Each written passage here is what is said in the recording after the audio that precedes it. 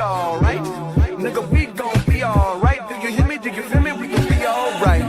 And when I wake up, I recognize you looking at me for the pay cut. Bahamas, I be looking at you from the face down. One Mac 11, you can boom with the bass down. Skimming, and let me tell you about my life. Painkillers only put me in the twilight. With pretty pussy and Benjamin is the highlight. I tell my mama I love her, but this what I like. Lord knows, 20 of them in my Chevy. Tell them all to come and get me, reaping everything I stole. So my karma come in heaven, no preliminary hearings on my record. I'm a motherfucking gangster in silence for the record. Tell the world I know it's too late. Boys and girls, I think I've gone great. Trying to side my face this all day. Won't you please believe when I say, when you know we've been hurt, been down before.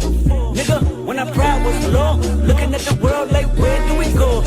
Nigga, and we hate poor. Wanna kill us dead in the street for sure. Nigga, I'm at the preacher's door. My knees getting weak and my gun might blow, but we gon' be alright. Nigga, we gon' be alright.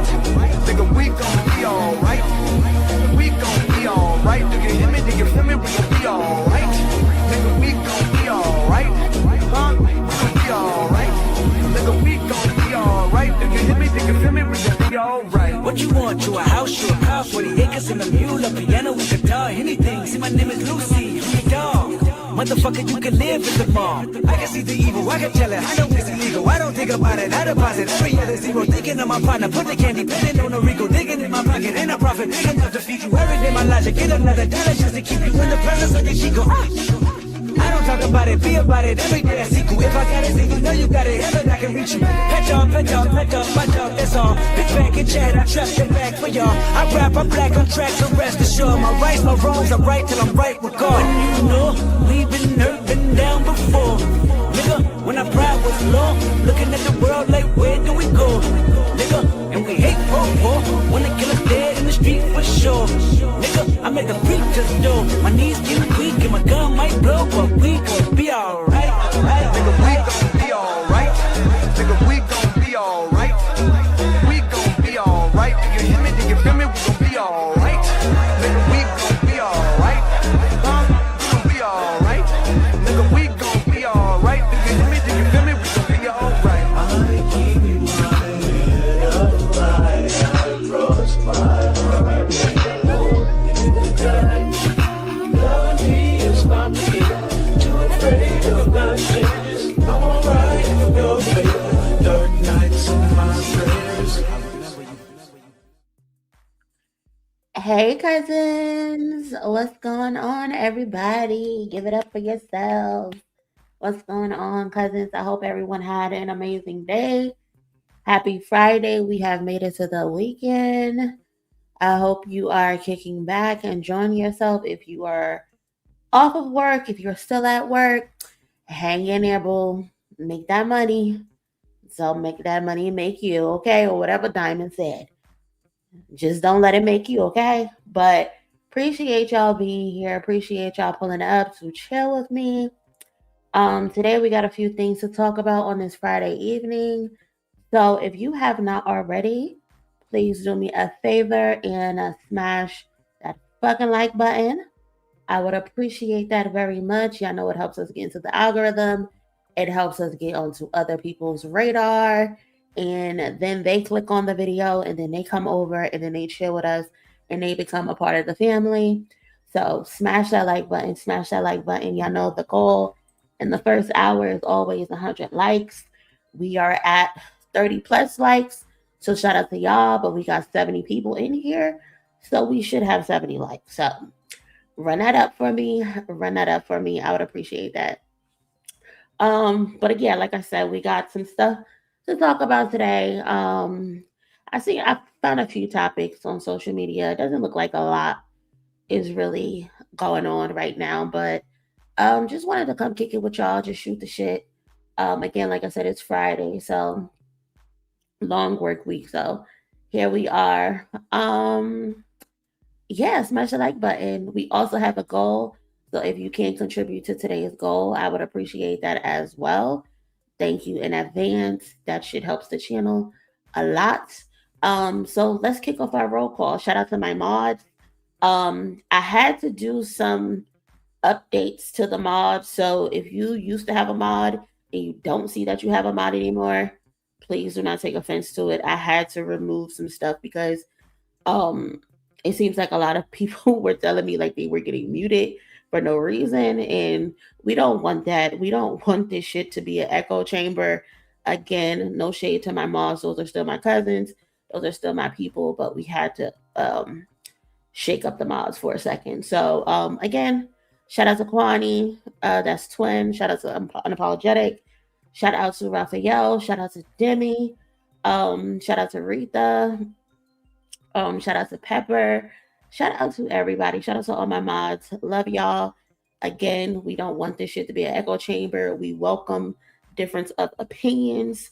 We just don't allow disrespect. And that's when we time people out. That's when we put niggas in the bushes. You know what I mean? So that's that. And yeah, let's get our roll call popping. Again, King Q is in the building. What's up? Southern Belle is in the building. Gosh darn it is here. What's going on? Charlotte is here. Dave is here. All 32 is here. Aqua is here. What's going on? Delisha is here. Forever Blessed is in the building. Alana is in the building. E is here. Barb is here. What's going on? Appreciate y'all pulling up. I don't know if I said it, but Natalie is here. I am Missy Pine is here. What's going on? Simply J. Shout out to Simply J kicking off the contribution for today. Appreciate you, cousin. Thank you. Cousin! What's up, cousin? What's up? I ain't seen you and I don't know. Shout out to my girl. Appreciate you, Simply J. Who else is up in here? Cisa is in the building. Hey, Cisa. I feel like I haven't seen your name in a while. I hope you're doing good, Cisa. TT's in the building. What's up, TT? We got our other TT. They responded back to back. So shout out to the TTs in the building. Mythology is here. Conquest is here. Nikki is here. Alicia is here. What's up, everybody? I hope everyone is having a good one. Again, if you have not already, smash that like button. I also see, hold on, let me see. What is this? I be seeing those little things come in, but I never know like what they are or who they came from. Southern Belle sent a floating heart. Thank you so much, Southern Belle. I appreciate that. For some reason, it does not come up on my StreamYard. So if you do send those, I'm sorry. Thank you in advance, though. Because I do not be seeing them shits for some reason. But yeah, man. So what do I got today? Is there anything y'all want to talk about in particular? What's going on? Again, like I said, I've got a bunch of random shit saved in a document, but I don't know. What's up, dickhead? What's going on, Tony? How you feeling? You and wholesome? I don't think that goes together. Cisa said, I'm great, been in the shadows listening at work. Appreciate you still listening and pulling up. Thank you, thank you. My girl Demi in the building. Hello, chat. Killer interview, Monie. Thank you so much, Demi. Thank you. I appreciate everybody who took the time to watch my interview that came out today with Dime. I appreciate that very much. It was definitely a good interview. We had some good conversation. We talked about a little bit of everything. We talked about how he got started, his church background. His mom used to sing with the Isley brothers. So that was an interesting story. Also, we talked about where he's from, how he got signed, his relationship with Joey Badass, and how that's a little rocky right now. Joey Badass offered him a fade, wanted to fight him, which is so crazy. He also tells the story of him and Jid falling out, and Jid getting mad because he called him a diet Kendrick. We talk about the West Coast versus Joey Badass battle, how some shit was supposed to pop off behind the scenes. Well, that was supposed to pop off, but some mess had happened behind the scenes, which prevented that. We talk about his new album, which I'm really looking forward to. The concept is WWB 11. If you from the East Coast, New York, New Jersey, especially, you are familiar with the WB channel with the frog. Um, the correspondent channel was like UPN, where they had all the popular black television shows. So his album is going to be based off of those TV shows. So it's a pretty cool concept, and I'm looking forward to that. I think it comes out August 7th. Um, but yeah, man, shout out to Dime. Shout out to Dime. Great interview. I really enjoyed having the conversation with him. I didn't want to go into this like it was an interview. I wanted to actually like have a conversation with him and actually get to know him, hear him, and all of that. So, I think it came out pretty good. Got a lot of nice feedback in regards to like my interview style, allowing the person to speak and get their shit off. Because by the time we looked up, it was actually like an hour and 40 minutes. Like, so I only uploaded like an hour of it. Some of the stuff I had to cut out because the sound was bad, and what I could save, I did save. But by the time we looked up, we were already like an hour and 40 minutes in. So that's how good the conversation was. So again, shout out to Dime. In your spare time, if you can, go watch it, check it out, hype it, like it, leave a comment. I would greatly appreciate that, because I want to do more of that on my channel. And the more views I get, it'll show other artists, it'll show other creatives that I'm worth coming to sit down with and have a conversation. So I need y'all to help me out. If you're my cousin and you love me, I would appreciate it if you just at least just click on a video and fucking like it. So, because that translates to other people, and it's like, okay, she got a little emotion. People actually watch her content. I'll give her a chance and have a conversation with her. So, again, thank you to those who did watch it. I appreciate that. Thank you, thank you, thank you. That is that. Hey Tiff, what's going on, Tiff? Yes, I love your interviews. They're great. Thank you so much, Barb. I appreciate you watching. A ghost named Monie, you make Patterson proud. I try to, I try to represent for the home team. Not so many of us out there that's really, doing it on a certain type of level. So, trying to make the home team proud, try to make Jersey proud.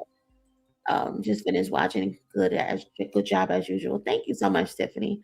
I appreciate it. Thank you, Aqua, as well. Thank you, BXC Money 973 all day. Big 973. In the meantime, uh, let's get this thing rolling. So what do y'all want to talk about first? I think I saw somebody say the situation with Gina View. I think somebody commented that. It was Aqua. Um, let's see. Hold on. Let me see if I have it saved. Uh, Here it is. I think this is it. Again, smash that like button, y'all, for me. Thank you.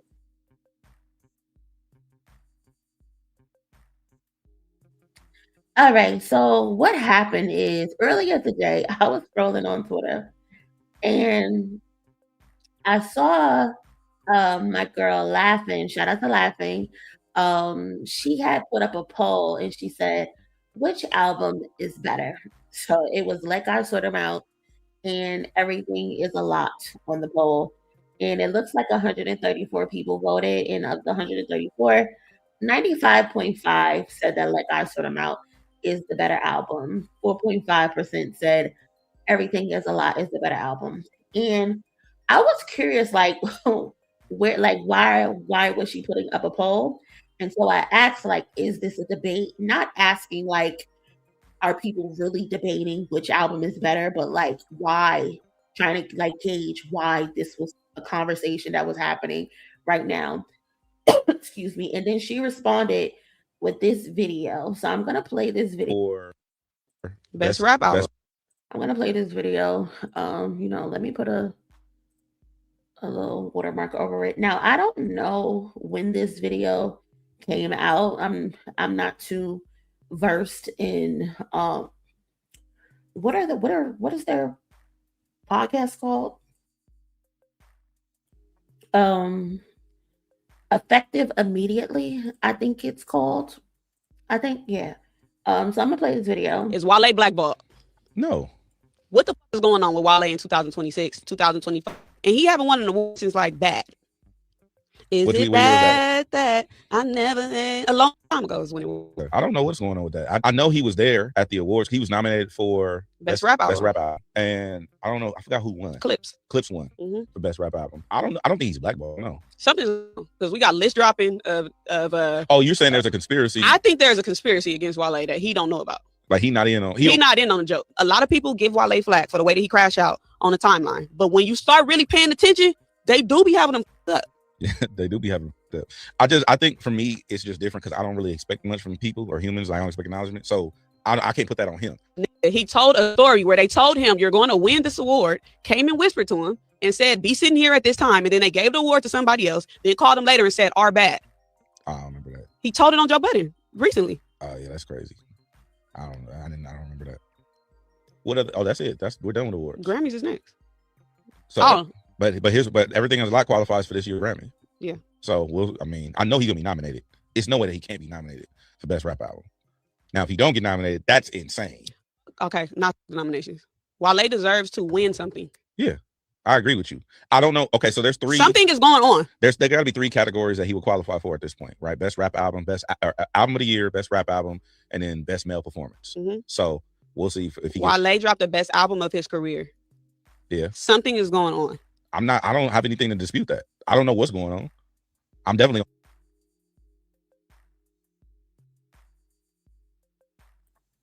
Okay. So that's the clip. Shout out to Gina Views and DJ Head. So I was, again, like I was saying, I was curious as to why like that was a conversation, but it's the conversation because Gina Views, I'm assuming she brought it up on Effective Immediately. And the question is Wale being blackballed? And she made several points as to why she believes he's blackballed. First, she said that he hasn't won anything since his song with Rihanna for Bad. She then said she mentioned the story that Wale told on the Joe Budden podcast, which I personally already debunked, in that Wale has terrible management. And I'm trying to go into this, with gentle hands because me and Wale already don't get along. And I'm not trying to come off like I'm trying to beat like a dead horse or some shit. But it's like, this is pathetic. I'm sorry. This is pathetic to me because, first of all, no one deserves anything. You have to have the better album. You don't just deserve shit just because you're Wale. You don't just deserve shit because you haven't won in a while. If you did not put out the better album, you're not going to win. And I know sometimes there are politics, right? There's definitely politics at these award shows at times. We see it all the time, especially at the Grammys when it comes to like the big categories, the main categories, the album of the year categories, the song of the year categories, and stuff like that. We do see that politics can sometimes play a part. But there was no politics in this. There was no politics in the Clips winning Best Rap Album over Wale. Wale was not going to win Best Rap Album over the Clips.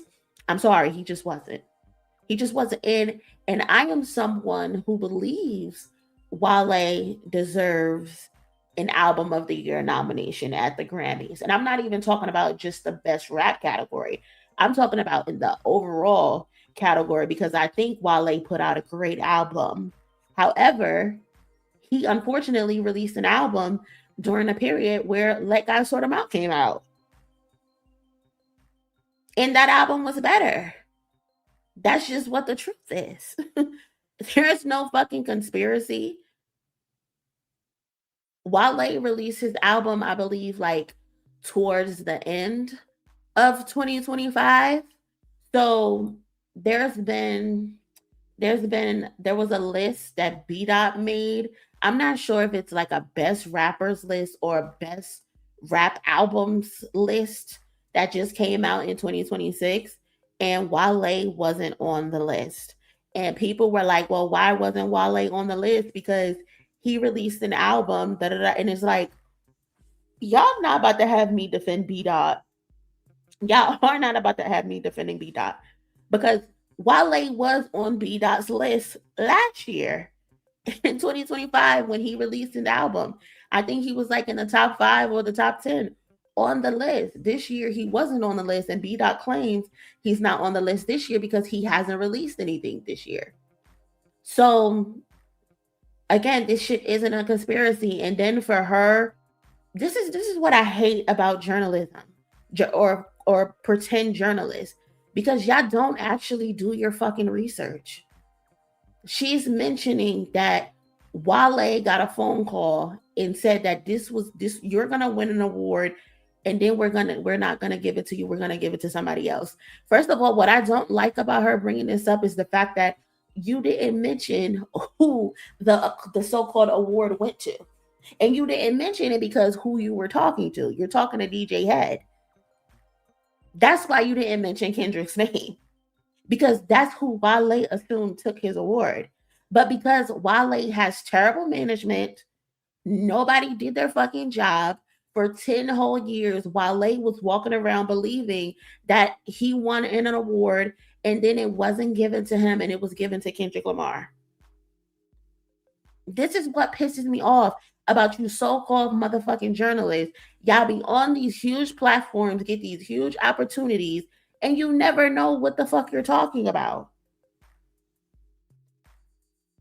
This is what's annoying. I'm not even sure when this clip came out, but it's recent because it's after the BET Awards. They're talking about the BET Awards. And the BET Awards was just the end of June. And we're in July right now. So I'm not sure when this clip actually came out. But it's recent, at least.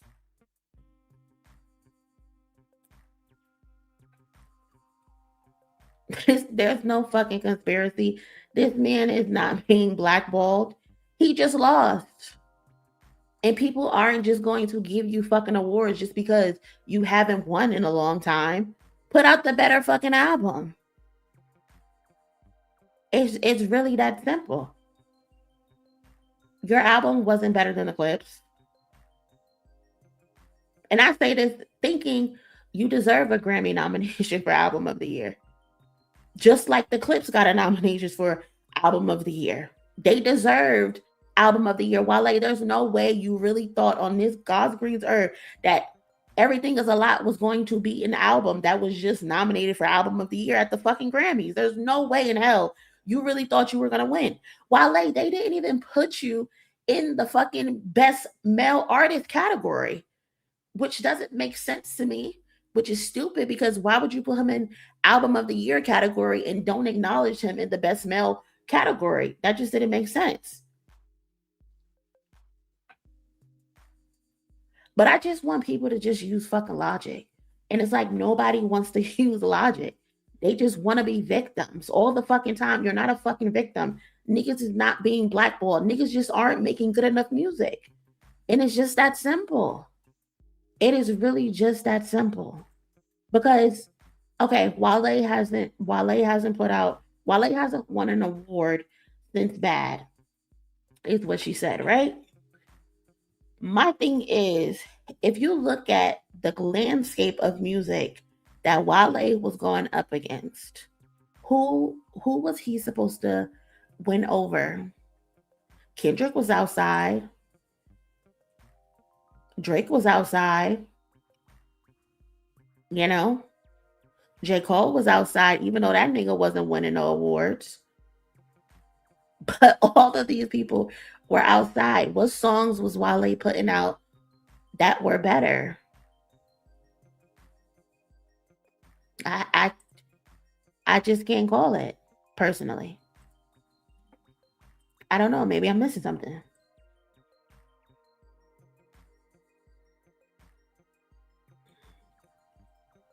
People were tweeting he should have won because he showed up and Clips wasn't there because they were on tour. You see how stupid people are? You see how dumb people are? Like it's never the material with people.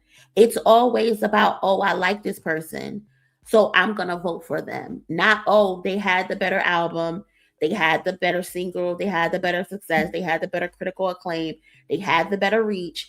It's never none of that. It's always, who do I like today? Whoever I like today is who I'm gonna pick. Who showed up today? So you're going to penalize the Clips because they had a prior engagement to the day that the awards was announced? How does that make sense? I don't know. People just be ridiculous. People are just ridiculous. He thought he would win because Gina told him. I don't be knowing. I don't be knowing. And it's nothing wrong with confidence. It's nothing wrong with believing in yourself. But it's like the same thing with Jid.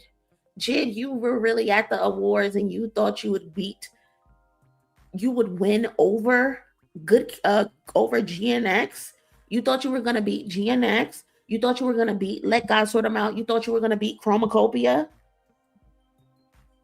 People were actually shocked you were even nominated. The audacity to think you actually had a chance to win. What is going on?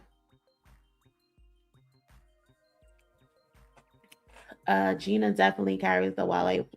Oh, that's what that is. Oh, she loves Wale. That's what that is. Okay, it makes sense now. It makes sense now. It makes sense now. I don't like how folks started to turn on the Clips now. That shit is corny. That's what happened when niggas win. When you start winning enough, niggas begin to hate you and niggas begin to resent you. People love rooting for the underdog because they feel equal. They feel like y'all are on the same playing field. So it's easy to root for you because they feel like they're rooting for themselves. But once you win and they don't win, they begin to hate you. They don't fuck with you no more at that point. And that's what this should be. That's what this should be. Wale hasn't won anything since Bad. So, what does that mean? People are just supposed to give him an award just to give him an award? No, that's not how this works. I don't understand. I don't. Gina is to Wale like Elle is to Lupe. Oh, you know what? Let me get off this subject then. There's no reason to even talk about this. That I had no idea she was a Wale stan like that. I knew she was a Drake stan. I had no idea she was a Wale stan. So it makes sense why she's saying these things with no actual logic. She's just being delusional. Makes sense. Okay. Gotcha. But again, shout out to Wale, man. I think he deserves a nomination for Album of the Year at the Grammys. But on no day, in this instance, was he going to beat Let God Sort Him Out, an album that it was actually nominated for Album of the Year at the Grammys. And I'm not even talking about just rap category. They were nominated in the big category. Okay? Anyway. You showed on the stream once that Clips didn't win shit until now. Two left my ass up where they blackballed. Two from 2002 to 2009. People just ridiculous. Just ridiculous. But shout out to Wale. Wale, if you see this video, I do not want to fight. So Don't come cursing me out, nigga. I'm tired of you cursing me out. I've had enough. I've had a fuck enough of you. Okay. But off that, she more of a Wale stan than a Drake one, to be honest. That's interesting because her name is Gina Views, which is after Drake's Views album. So I always knew her as a Drake stan. I never knew she was a Wale fan. Everybody is delusional for somebody. That is very true. But even in your delusion, you still have to be honest. Like, I'm delusional for a few motherfuckers, but I can be honest too. Niggas just be wanting people to get sympathy awards. That's not how this shit works, sister. Not how it works. Quick intermission, cousins. Before we jump back into it, let me pay some bills real quick. If you are a part of the family, make sure you check out the official Chillin' with Monie merch, whether it's the Cousins Collection Club, the Chillin' with Monie hoodies, or the Monie Trees design. There is something for everybody, for the ladies and for the fellas.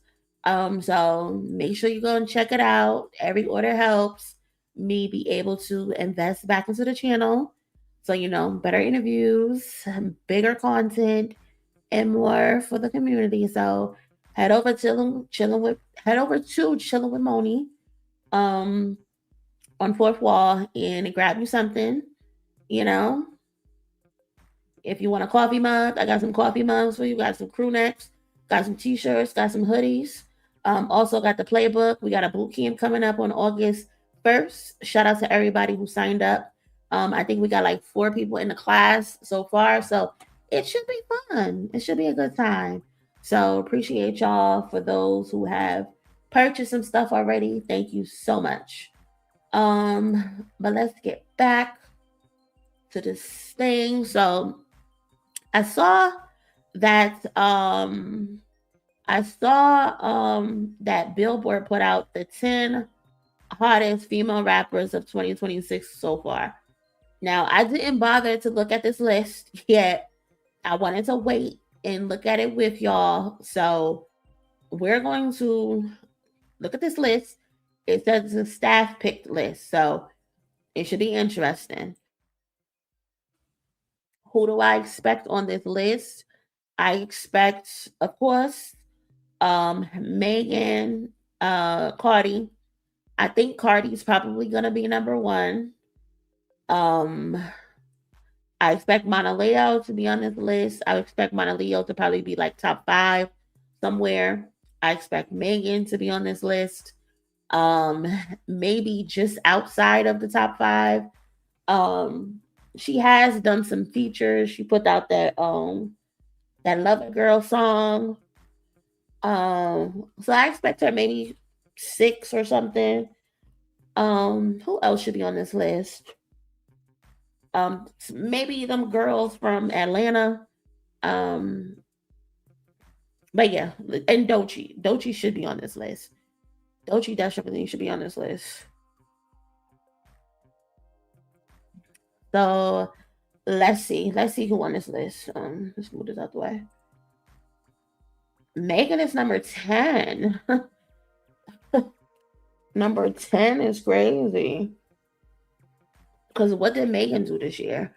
Megan put out, again, that Love a Girl song, which got hip hop back into the top 40. She also had the verse with Juvenile.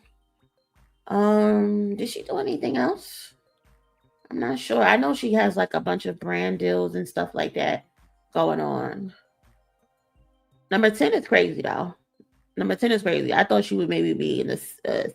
Yeah, she did Broadway as well. Thank you. But number 10 is crazy. I thought maybe number 6 or number 7. Be so fucking serious. Number 9, Molly Santana. Is it because of her Drake feature? Be so serious, bro.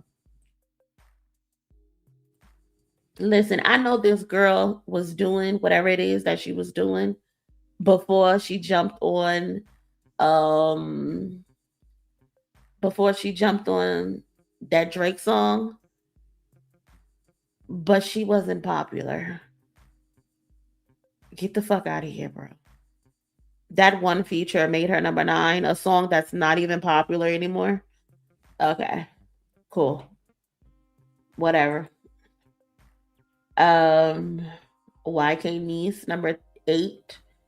Um, I respect it. I respect it. Trim, number 7. That's interesting. Nicki Minaj is probably not gonna like that she's on this list. Lotto's number 6. I would have put Lotto at number 10, to be honest. But whatever.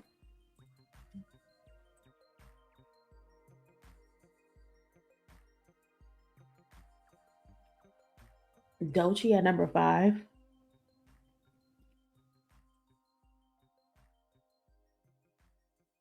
Doechii, what did Doechii do this year? Doechii had the song with Lady Gaga.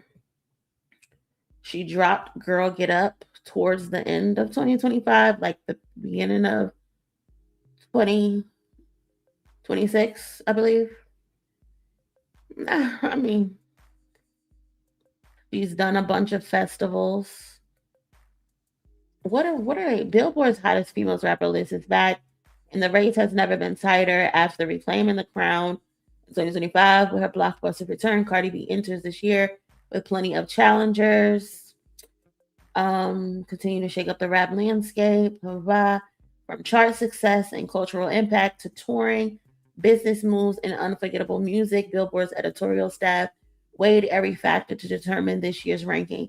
So if they're talking about chart success, they're talking about cultural impact, touring, business moves, and unforgettable music, there's no reason why she should be on this list.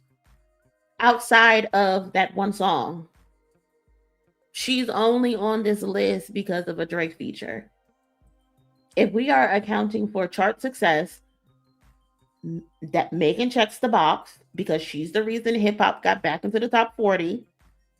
If we're talking about cultural impact, Megan Thee Stallion definitely has cultural impact. She's on every fucking season of Love Island. We're talking about touring. Her tours are a success. Her business moves, she done opened about 50-11 damn Popeyes. She got brand deals with Dunkin' Donuts. She got brand deals with True Religion. So how the fuck is she number 9? I mean number 10. That don't make no sense.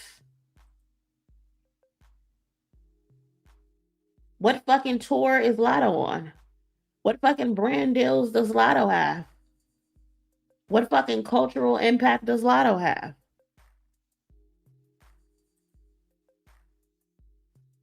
Doechii just fucking headlined Glastonbury. Just headlined another festival. I can't remember which festival it was, but she just came off a festival stage. She just came off a Grammy win. She just came off inking a soundtrack song with Lady Gaga. Doechii should be in the top 3 if we're going by all of this shit. Mana Leo, I respect it. Get the fuck out my face, bro. I'm not playing with this. Why I never even considered her being on the list. What are we doing? Y'all are really playing tricks on me. Y'all are putting this girl on this list just for the relationship purposes. There's no way Sexy Red is considered a top 3 female artist, right? Female rapper right now. There's no way. The girl literally just canceled her tour because she couldn't sell tickets. Canceled the whole tour. What are we talking about? Who is she influencing? What chart success is she having outside of that Bruno Mars song. The girl just put on an album and it didn't even chart, I don't believe. What the fuck are we talking about, bro? What is going on? Y'all are playing right now. Y'all are really playing. Okay, all right. Now who number 2? All right. All right. Okay. One song. I get it. I get it. Song of the summer. But Young Miami is the second hottest female rapper in the world right now.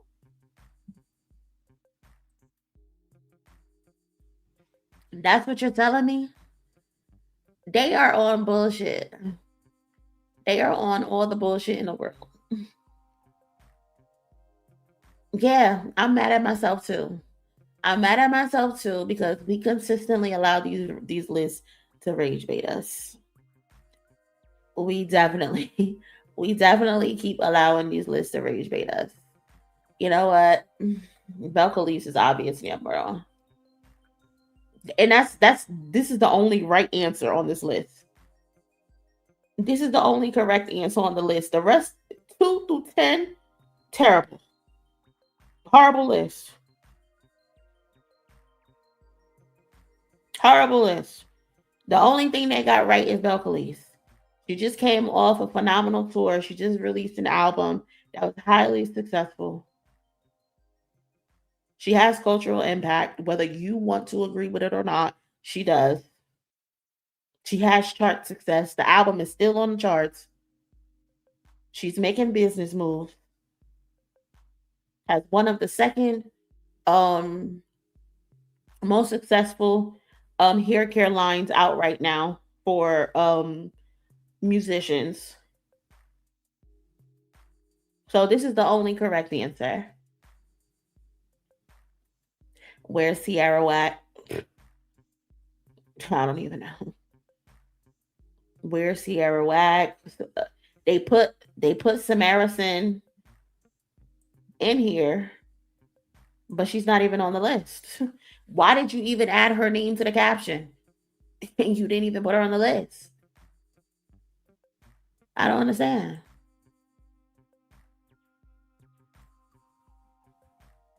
All right, man. This is why I be saying we can't take this shit serious. This shit is just to rage bait us. It really is just to rage bait us. And that's crazy. They were successful. They won because we allowed them to rage bait us. If you have not, please do me a favor and smash the like button because I'm aggravated now. I'm so aggravated. I'm aggravated. Please smash the like button. Instead, we got over 150 people in here. We only got 130 likes. Please smash the like button for me. They always win. Pack Charlotte. They always win. We fall for it every single time. Miss Barnum said this stuff beyond ridiculous. Once we see the play, we gotta keep it moving. Yeah, man. Listen. Good entertainment, I guess. Good entertainment. Another person that's about to rage bait us. Post Malone. Post Malone is about to rage bait the fuck out of us. Because this guy, apparently, he wants to be a part of hip hop again. So Post Malone is teasing new music that sounds a whole lot like some hip hop than what he's been putting out over the last couple of years. And it's just so funny to me because didn't you say you were done with hip hop? Didn't you say that? You said that. Let me play this real quick. Get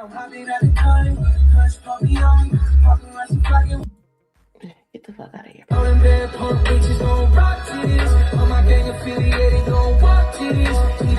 Did he say all his gang affiliates gonna wop to this? All right, yeah. They trying to rage bait us, bro. They are rage baiting the fuck out of us. Ain't no way. Ain't no way.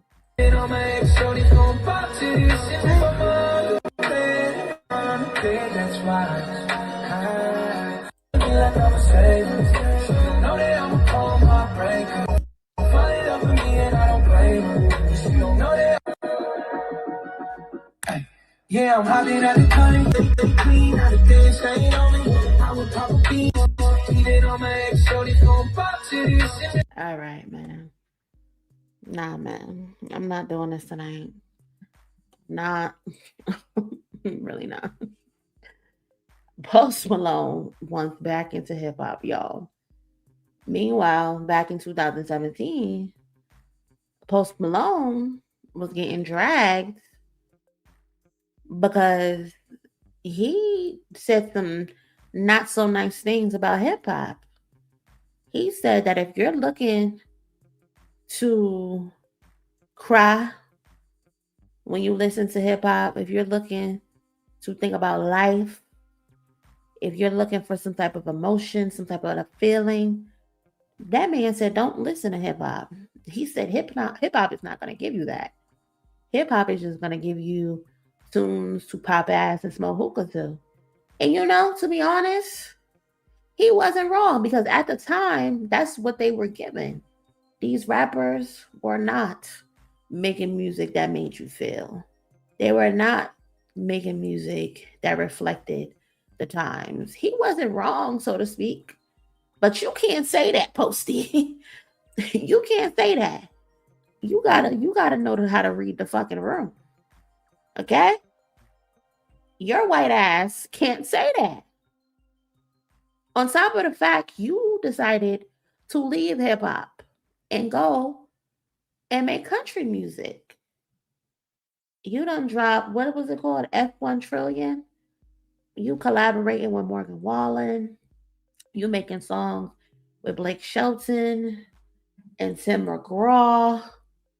All types of shit. After you done said hip hop is giving you nothing. Hip hop don't make you feel. You can't say that. Mm-mm. You can't say that, especially when you were a guest here.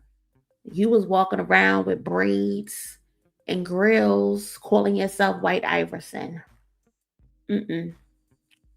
Nope. You can't do that. Especially if you was gonna go turn around and start making a song with Tim McGraw and Luke Combs and Dolly Parton and shit.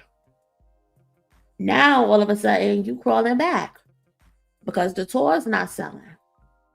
I remember seeing on Twitter somebody posted his tour. And sometimes people like to rage bait. They like to post a tour a couple hours before people get there, before the artists get on the stage. But nah, Posty and Jelly Roll had to cancel some shows because people weren't showing up to listen to that country shit. Nobody wanted to listen to that. Now, because they weren't showing up, now you want to double back and you want to make some hip hop esque music. No, Posty. No, Posty. Nope, we do not want you. Just like Tommy Richmond, we do not want you. Stay your ass wherever the fuck you at. Mm-mm. No, you cannot. You cannot come to hip hop, make a name for yourself, and then leave. And then double back when your money ain't right. Your money funny. Now you want to come back. You want to come back and hang with the Negroes. And you want to talk about your gangs whopping. That's crazy. That's crazy. That man said the gang affiliates gonna whop to this. Who do you think you are, Post Malone? Who the fuck do you think you are? Like, these people really be having the audacity, the balls. Like, I can't believe you have the balls to think niggas is gonna just accept you back with open arms. Now, there might be some dweebs who will, but the majority, nobody's gonna fuck with that shit. Mm-mm. Nope. Hip hop is not a seasonal costume. Post Malone. Mm-mm. This shit is not something you can wear when it's profitable and take off when another genre is hot and then put it back on when the business done changed. Mm-mm. I can understand you genuinely loving the genre, genuinely loving the culture, but you should have just kept it at that. Mm-mm. Mr. Towns said, Monie, even some white people are saying he shouldn't go back to hip hop. Listen, stay where you at. Stay where the fuck you at. Jimmy said Post Malone looks the way uh, curdled milk. What? And you know what's funny? I saw a clip of him on stage and he was like barefoot and he was like rolling around. I'm like, is he on drugs or something? Like something ain't right. Something in the milk ain't clean. I don't know. But now, Posty, we good over here. We good on this side. We do not want you. We do not want you back. We want you to stay over there with Morgan Wallen and Jelly Roll and all the other bullshit. Enjoy whatever you got going on over there with them people. The niggas, we good. We don't want you. Mm-mm. No, you don't get a opportunity to spin the block. Not over here. Mm-mm. No, we got. Let me see what else I got here on this list. I guess in some positive news, we can give some love to Big Sean. Big Sean is on the cover of Rolling Stone. Shout out to Big Sean. Shout out to Detroit's finest. It says the many lives of Big Sean. Canada issue 3, July 2026. I think music is a reflection of life. The rapper, father, and visionary opens up. Um, Shout out to Big Sean. This tells me two things. This tells me two things that one, Big Sean is probably about to step back outside and he's getting, his little rollout together. And I think that's pretty cool. I think that's pretty dope. I'm pretty sure there are some Big Sean fans out there that have been waiting for him to pop back out.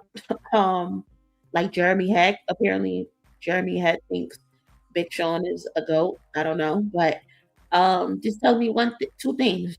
Big Sean is gonna pop out, and two, Kendrick Lamar is about to drop.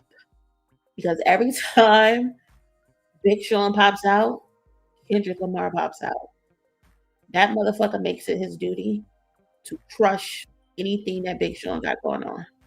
So give it maybe a week or two.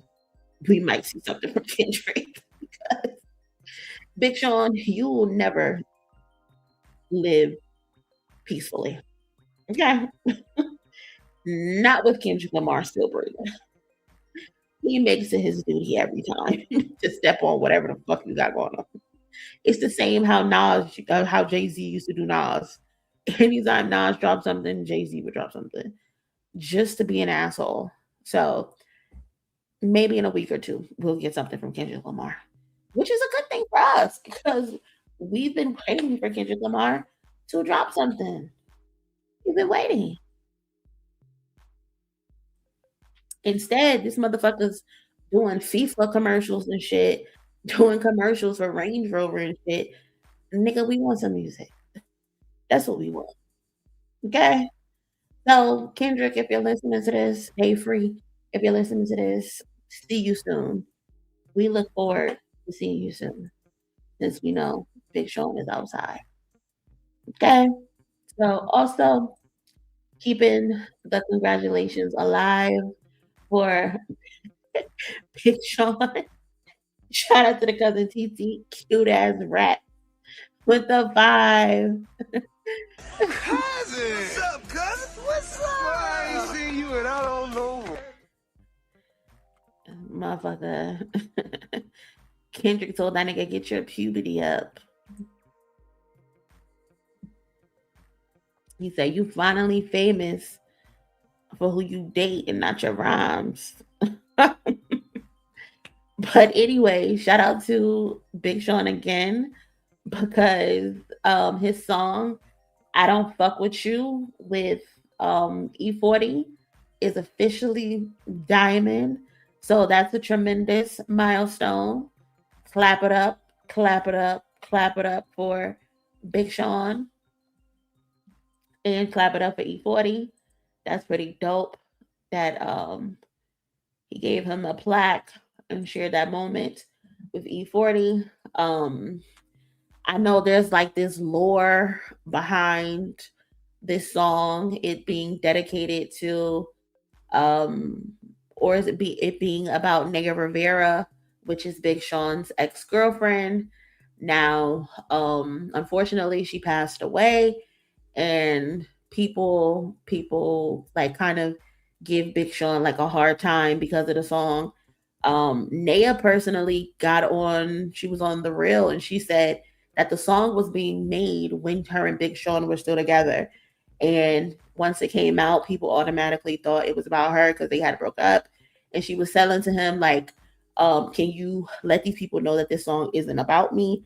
But I feel like Big Sean kind of like leaned into the song being about her because he's messy as fuck. But then unfortunately she ended up passing away. She ended up dying, drowning. I believe she was trying to save her son. They were in like a creek or somewhere. I can't recall the full story, but God rest her soul. But yeah, the song went diamond, and which is kind of like eerie because it was literally just her death anniversary. I think July 8th, and the song was certified diamond on July 15th. So kind of a crazy situation, but God rest her soul. And congrats to Big Sean on this moment.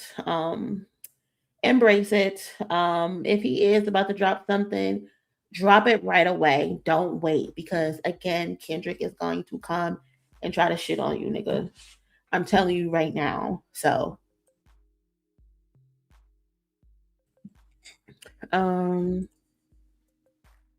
Kendrick intern, can you brothers answer this? I feel like Watch the Party Die by Kendrick is the reason why we as hip hop culture is in the slump.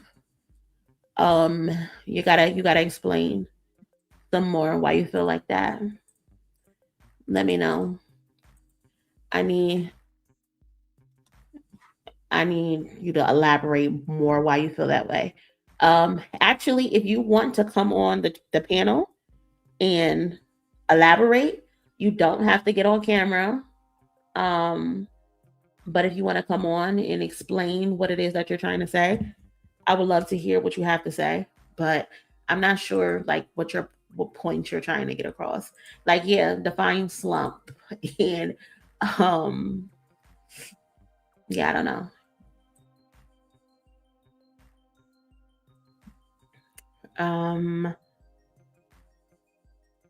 Hip hop is doing well right now. Hip hop is doing okay. Hip hop is actually back in a decline, unfortunately.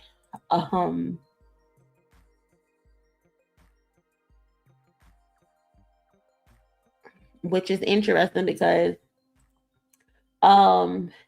actually which is interesting because 9 years ago today, actually, 9 years ago today, Forbes and Nielsen announced that hip hop and R&B officially became the most dominant music genre in the US for the very first time.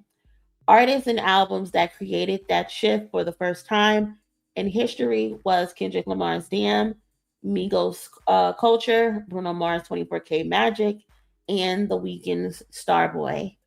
Um, so this is that's interesting that you added that because I had this saved to talk about. So shout out to Hip Hop Replay, who actually posted this on Twitter. Um, so it's interesting because just the other day there was an article that had came out about hip hop being back in a slump. This is the article right here. Luminant Mid-Year Report 2026, R&B slash hip hop falls, dance rises, CD surge 16% and more. Um, so hip hop is, as far as like the sales goes, the sales are down drastically.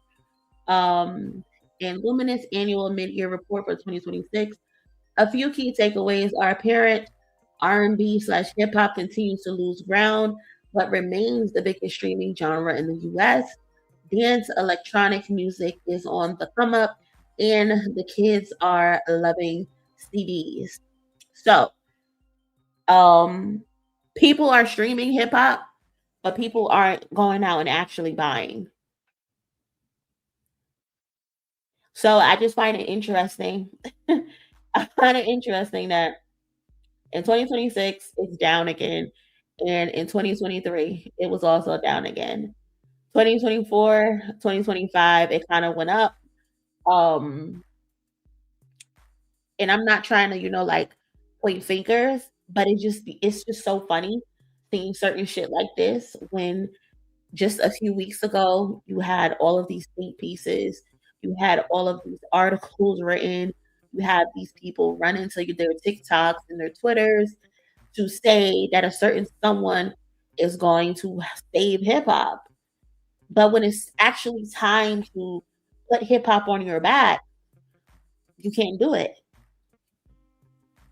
And it's just like, why is that not translating? I don't understand why that's not translating for people. Hey, cousin, what's up? I came on here to elaborate what I was talking about. Perfect. For 1 second though, do not curse on here, okay? I'm very respectful. All right, cool. Just don't curse because YouTube be tripping. But yeah, elaborate on your question. Let us know what you were talking about. I'm just saying. Hold on, you're going in and out. We lost connection. Can you hear me? I can hear you perfectly. Okay, go ahead. I said I feel like we watched the party die and forecasted everything that was happening today. I felt like the culture right now is in a slump. And when I mean in the slump, I mean that Mm-hmm. we have no big artists dropping any substance today. I feel Uh-huh. like Kendrick knew what he was doing when he said we're gonna watch the party die. Like Mm-hmm. it really was a party time. Like Drake just dropped 3 albums, and the only song off that album I only heard is "Janet Shut the Fuck Up." Mm-hmm. And where do you hear that at? You hear it on the radio? Like where you be hanging at? You be in the club and stuff, I be or everywhere. I be outside. I be everywhere. oh, I'm you outside. you I'm you not no mixing? internet. I be on the internet and I'm outside. I'm not just in the house, just Uh DJ academic ass nigga. huh. Mhm. Okay, so you be in the streets. You got your ear Yeah, to the streets. Okay, yeah, all right, basically. And cool. and I'm saying this because like how some niggas look, I'm sorry, how some people look at the NBA and watch NFL, that's how I look at hip hop. So I really Hmm. analyze and pay attention to what's going on. Yeah. Okay. So basically you're saying Kendrick essentially like manifested this, or But he at least saw where it was gonna go. like, yes, because tell Hmm. me, like, explain to me how Young Miami spend that is song of the summer. No disrespect to Young Miami, but song of Hmm. the summer, like there's Hmm. nobody else putting out no other music to make it the song of the summer. Right. Okay. Yeah, I understand where you're coming from.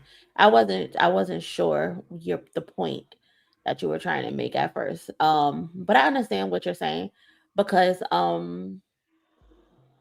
like in even in the battle songs, Kendrick has always had this stance. And funny enough, I was listening to Pepper Butterfly today, and he has always had this same stance even back then, that he was unsure of the direction of the genre and where this should go, where it's gonna go, and what we need to do to rectify it and make sure it stays the course.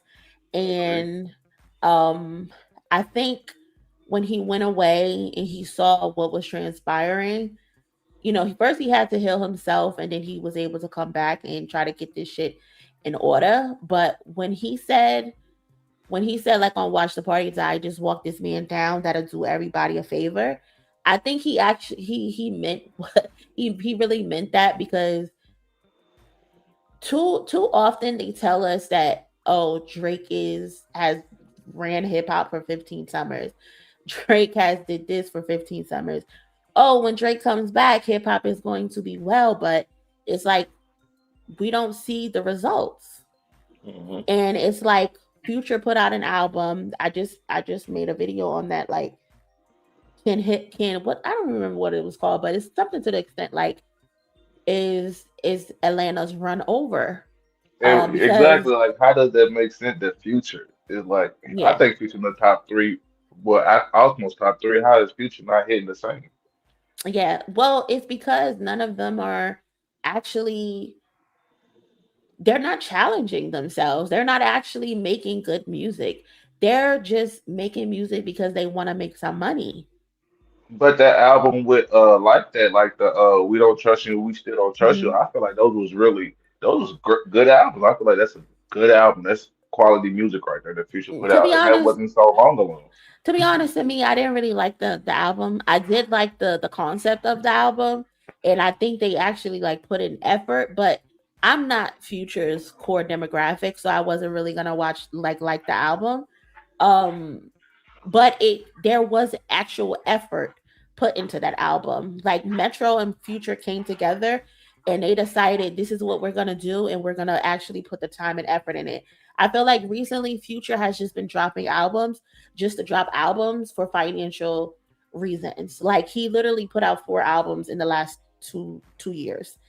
That's ridiculous. That, that's ridiculous. I agree. That's ridiculous. And then it's like there's no substance that's going on. Like he named his last album The Real Me, and he's supposed to be introspective on this album, but we didn't get any of that introspect. Like it was none of that. So it's like they'll tell you what something is, and then when you go listen to it, it's absolutely not that. Like 21 Savage put out an album, it did terribly, and then he got called body. So it's like we don't have any lyricism anymore in the mainstream. Like we do have new artists who are trying to, come to the forefront, but if we don't pay attention to them, we won't be able to overhaul all of this shit. But would you blame Kendrick for that? Would I blame Kendrick for what? For the aftermath of that? For the aftermath of I'm not like knowing that like as soon as Hmm. this is over, like I know what I'm about to go to war and do. And when this is Hmm. over, it's gonna be a party that y'all gonna sit back and say, damn, everybody's dead. Like the party, where is Hmm. everybody? I Like don't Kanye's blame gonna like the party's literally dying. Like where the I fuck don't is everybody I at? don't blame So, Kendrick for it. I think Kendrick put a spotlight on the genre, and he put a spotlight on the genre to the point where he's basically telling people who's going to step up, who's going to take the reins. If none of these motherfuckers want to step up and take the reins, then this is just what it's going to be. The genre is going to continue to fail until somebody decides to lace their boots up and say, "Hey, I'm going to put this shit on my back." And I think I just saw an interview with Elsie. She did an interview with Larizi, I believe his name is, young dude. He just was on the double XL freshman list.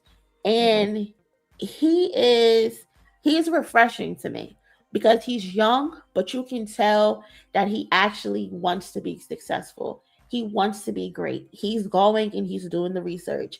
He's looking up people from the blog era. He's looking up the people, how Kendrick started. He's looking up how J. Cole started. He's looking up how But when you say that was like a YB in the mirror type person, not in the, no. not YB in the mirror. What's that guy's name? Corday. You're saying, is he equivalent to a Corday? Yeah, to a Corday. When you saying like 'cause Corday, I feel like Corday Uh, definitely gave his flowers to his elders and did the same thing. But look where Corday's at today. yeah, but I'm not talking about giving flowers. I'm talking about someone who's interested in being great and he's going back and doing his homework. That's what I'm That's what referring I'm, to. that's what I mean. I mean the same thing when I said Corday. I apologize. Well, to be honest, I'm not too familiar with Corday. I know he's an excellent rapper, but I don't think Corday has the appeal. That's why he's not really mainstream successful. He doesn't have the appeal,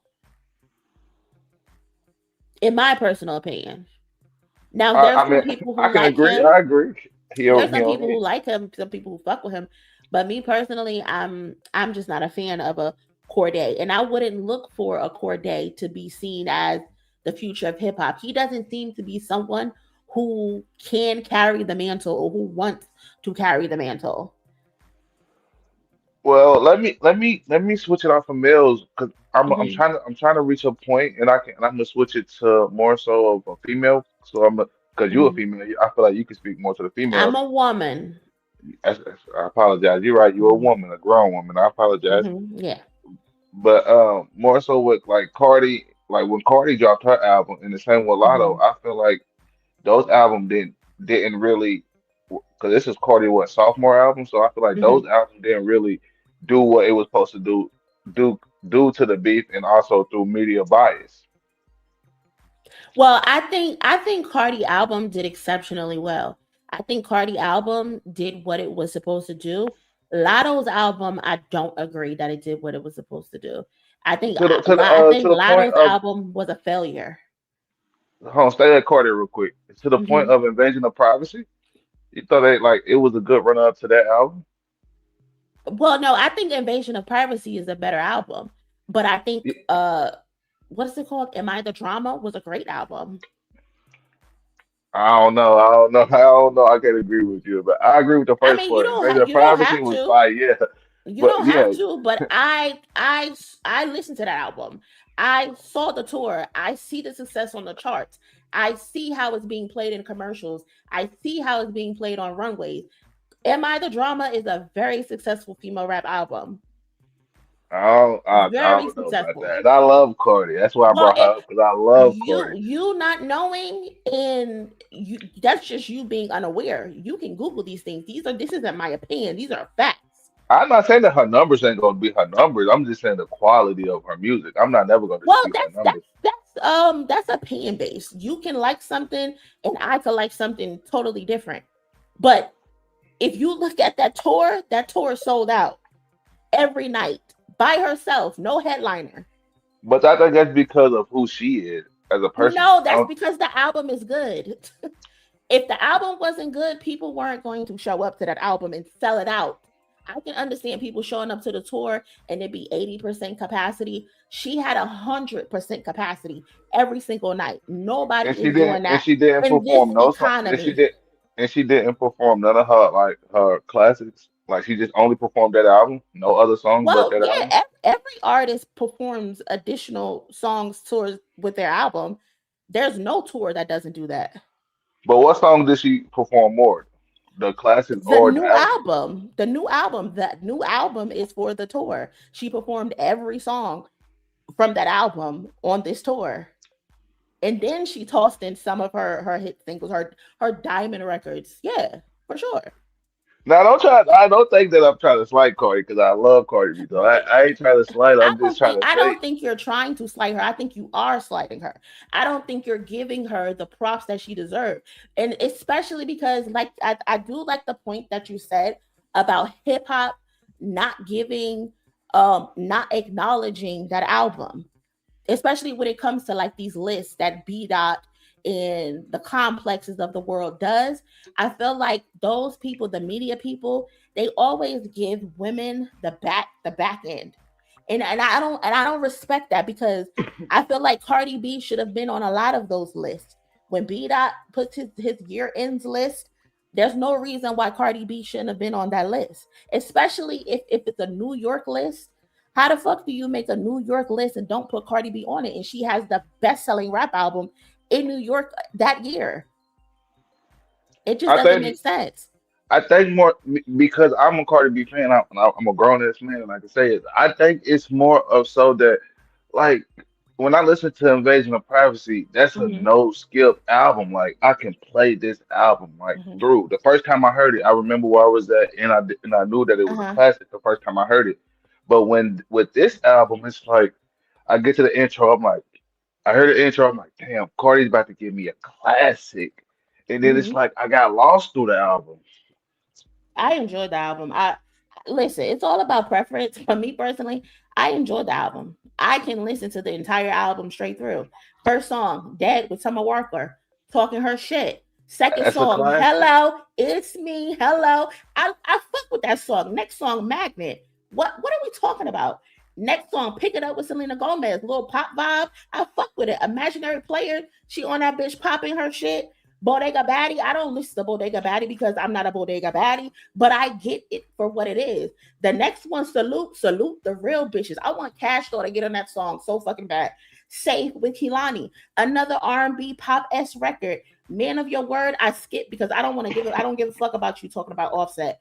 What's Going On with Lizzo? Good song. Shower Tears, fire. Outside, fire. Better Than You, fire. On My Back, fire. I fucked my man to that song. Time, fire. Check Please. What? You're bugging. Principal, featuring Janet Jackson, fire. Trophies, Every Bad Bitch Need a Trophy. What? You're bugging. Nice Guy featuring Tyler, Killing You Hoes, fire. Up, fire. WAP, up, fire. That album is fire. I don't know what you're talking about. Because I don't know if you heard Thug's album, but I feel like what Cardi did, like I feel like the verse she gave on Thug's album was like undeniably fire, and I feel like she gave her fire verses on her features or whatever she does. But I feel like when Cardi, wrong with that. I mean, I feel like it's wrong with that because like that she literally saved Young Thug's album. That's the only song I listened to on that album is because of Cardi's verse. And it's just like, why would you give your best verses away? But that energy she put into that verse on the Thug song is what I was looking for on her album. Like she was vulnerable, she was open, she was real, she kept it. She was her. I felt like I knew her on that verse, and I didn't get that on that album. That's what I'm trying to say. I disagree. I mean, that's your opinion, but me personally, I fuck with that album. I fuck with it hard. I personally don't even like the verse that she gave to Young Thug. I don't like anything about that Young Thug album. Honestly, I listened to that the Cardi one verse. time. I feel like Cardi gave verse was fire. I think Cardi B, the song with Cardi B, is the best song on that album. But I listened to it twice, maybe. Never went back to it. Personally, never went back to it. Me neither. I only listened to that song of the album. But no, I gotta 100% disagree with you, cousin. I'm sorry. Am I the drama? I think that's just a female bias. I'm a woman. Yes, a woman bias. It ain't no bias. It ain't no bias. So don't give me that misogynistic bullshit. We're not doing that on here. I'm thinking logically. That is a fire album. Then what was your difference between her and Lotto? Rapping her, huh? What? Then why did you say you didn't like Lotto? So what was different from Cardi and Lotto? Are you serious?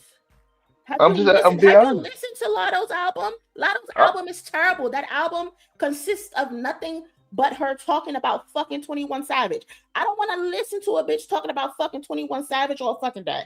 I don't want to listen to that. There's no creative direction on that album. All of the songs sound the fucking same. There's at least 3 songs on that album that sounds exactly the same.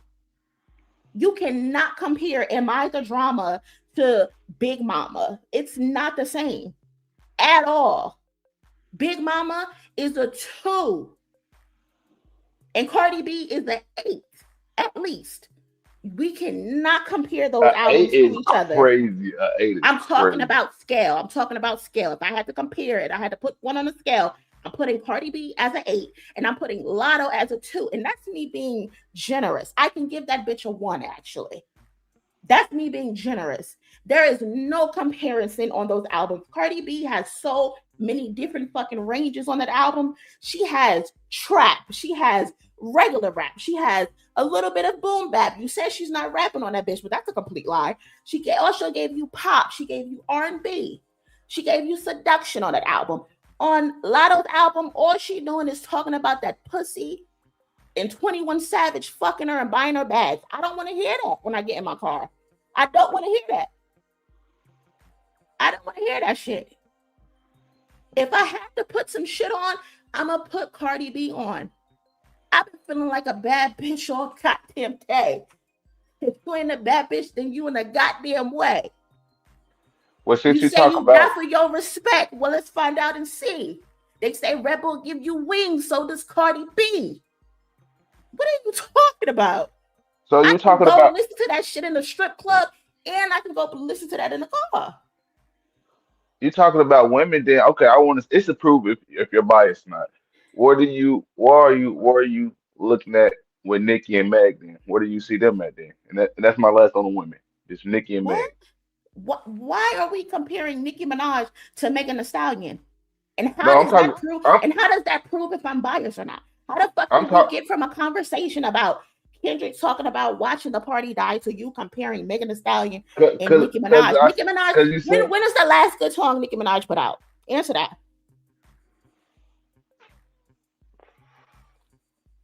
Yeah, it's biased. It's biased. When is the you can't answer the question?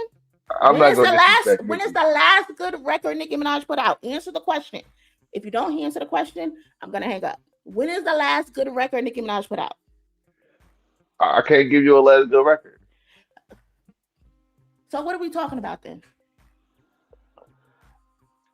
Because from your point of view, you saying that if you cannot tell me the last good record Nicki Minaj put out, you gotta mute up.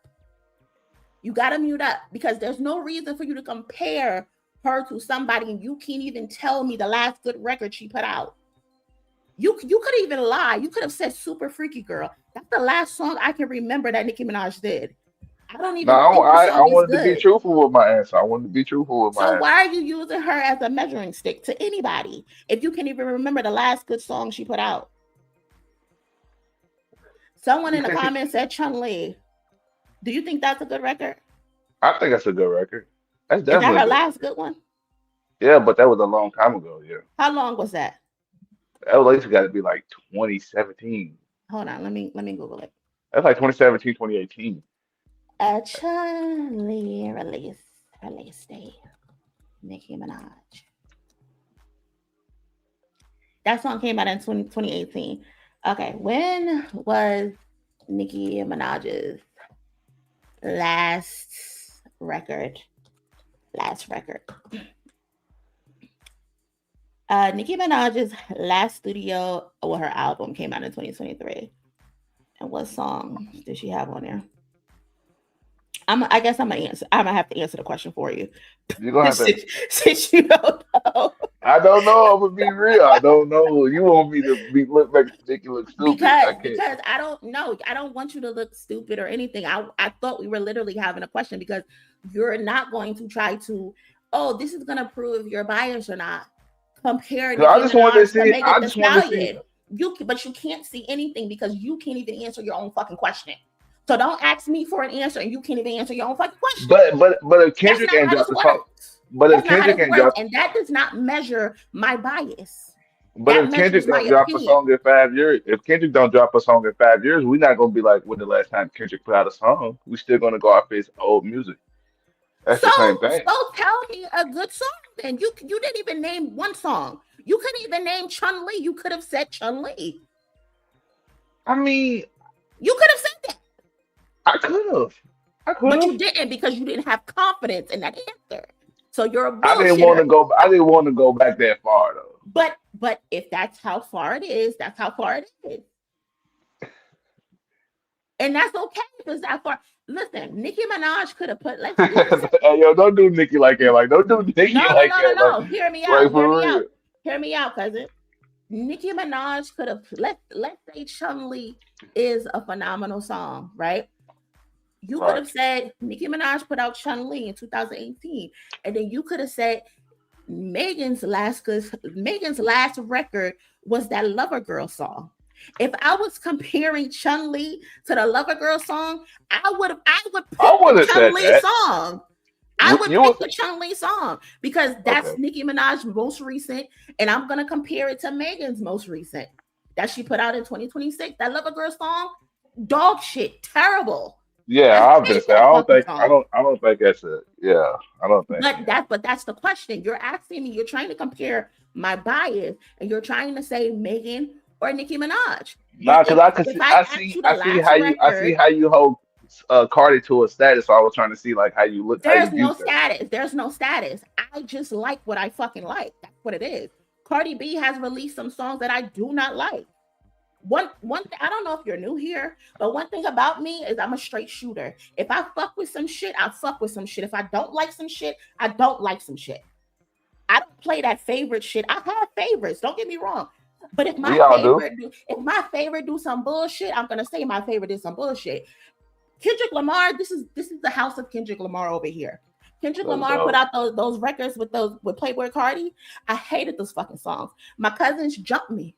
They jumped me. They told me to shut the fuck up because I was mad he made songs with Playboy Cardi. I'm not no fake ass bitch. I'm not no fake ass bitch. There's no biases over here. But so you can't play that bias shit with me because again, like I said, if I ask you a question, when was the last records each of them put out? I would have compared Chun-Li to the Lover Girl record. And even though I am more of a fan of Megan Thee Stallion, I would have picked Chun-Li because I think Chun-Li is a more reasonable record than that Lover Girl bullshit. Respect. I mean, I wasn't saying you, but I was trying to see like how. Cause you were. You tried. I was. Let me be real. Let me be real. I was. Exactly. So that's real. I was trying to see if you were trying to be biased because I just thought like I don't know. I just feel like Cardi was way different with that album, and I just can't agree with you on that. But why are we comparing? That's another thing I don't like. And what I talk about is that when an artist releases an album, we have to get out of the mindset of comparing it to what they did before. We have to listen to what it is that they presented to us. A lot of times we go into albums and we expect something, and then when we don't get what we expect, we like, oh, that shit trash. I don't fuck with that shit. I don't want to listen to that shit. And I saw that with Kendrick Lamar and Mr. Morale. He released Family Ties. He's popping his shit, but when he came back with the Therapy album, people thought they were going to get Family Ties from Kendrick Lamar. And once they didn't get Family Ties, they're like, oh, I can't listen to this right now. We have to stop listening to music that way. We have to listen to music as to what it is that was presented to us, and we have to measure it that way. Why the fuck would I go into listening to Invasion of Privacy and comparing it to Am I the Drama? Why would I go into Am I the Drama? Comparing it to Invasion of Privacy, because she had us waiting for so long that we didn't have a choice. No, that still doesn't matter. That still doesn't matter. If you say, oh, which album was better between from Cardi B, Invasion of Privacy or Am I the Drama? I'm going to say Invasion of Privacy, but I'm not going to when it's time for me to say what songs on this album I liked. I am not comparing Hello to fucking Get Up 10, or I'm sorry, I'm not gonna compare Get Up 10 to the opening of Dead. I'm not gonna do that. I'm comparing the album to the album. Because there's two different instances where you can do that. You listen to an album and you compare, you think about what you hear when you listen to the album. And then if you want to have a debate after the fact and say, oh, well, this album is better than that album. But when I'm listening to the album, you don't hold artists you like to a standard? You're not listening. You're listening to respond. You're not hearing what I'm actually saying to you.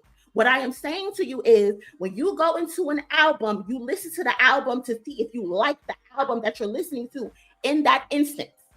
That's true. You want to later have a conversation about which album in this person's discography is better, that's a separate conversation. I can agree. I mean, I think that's a That's what I'm separate talking about. conversation. So you initially comparing it to Invasion of Privacy, you're already off. You're already off-putting. You're already comparing it when you shouldn't be comparing it. You should be listening to, oh, how did Dead start? How did Summer Walker sound on Dead? I liked how Summer Walker sounded on Dead. I'm not going to compare Dead to Get Up 10 initially. That's not what I'm going to do. But let me ask you not to cut you off, but to cut you off. But if you respect this artist and you hold this artist's work as a high value work, like this Mm-hmm. artist is not trash, why Yeah. won't you be like, okay, she just came off a Grammy winning album, like not just because it was a Grammy, it was actually a great album.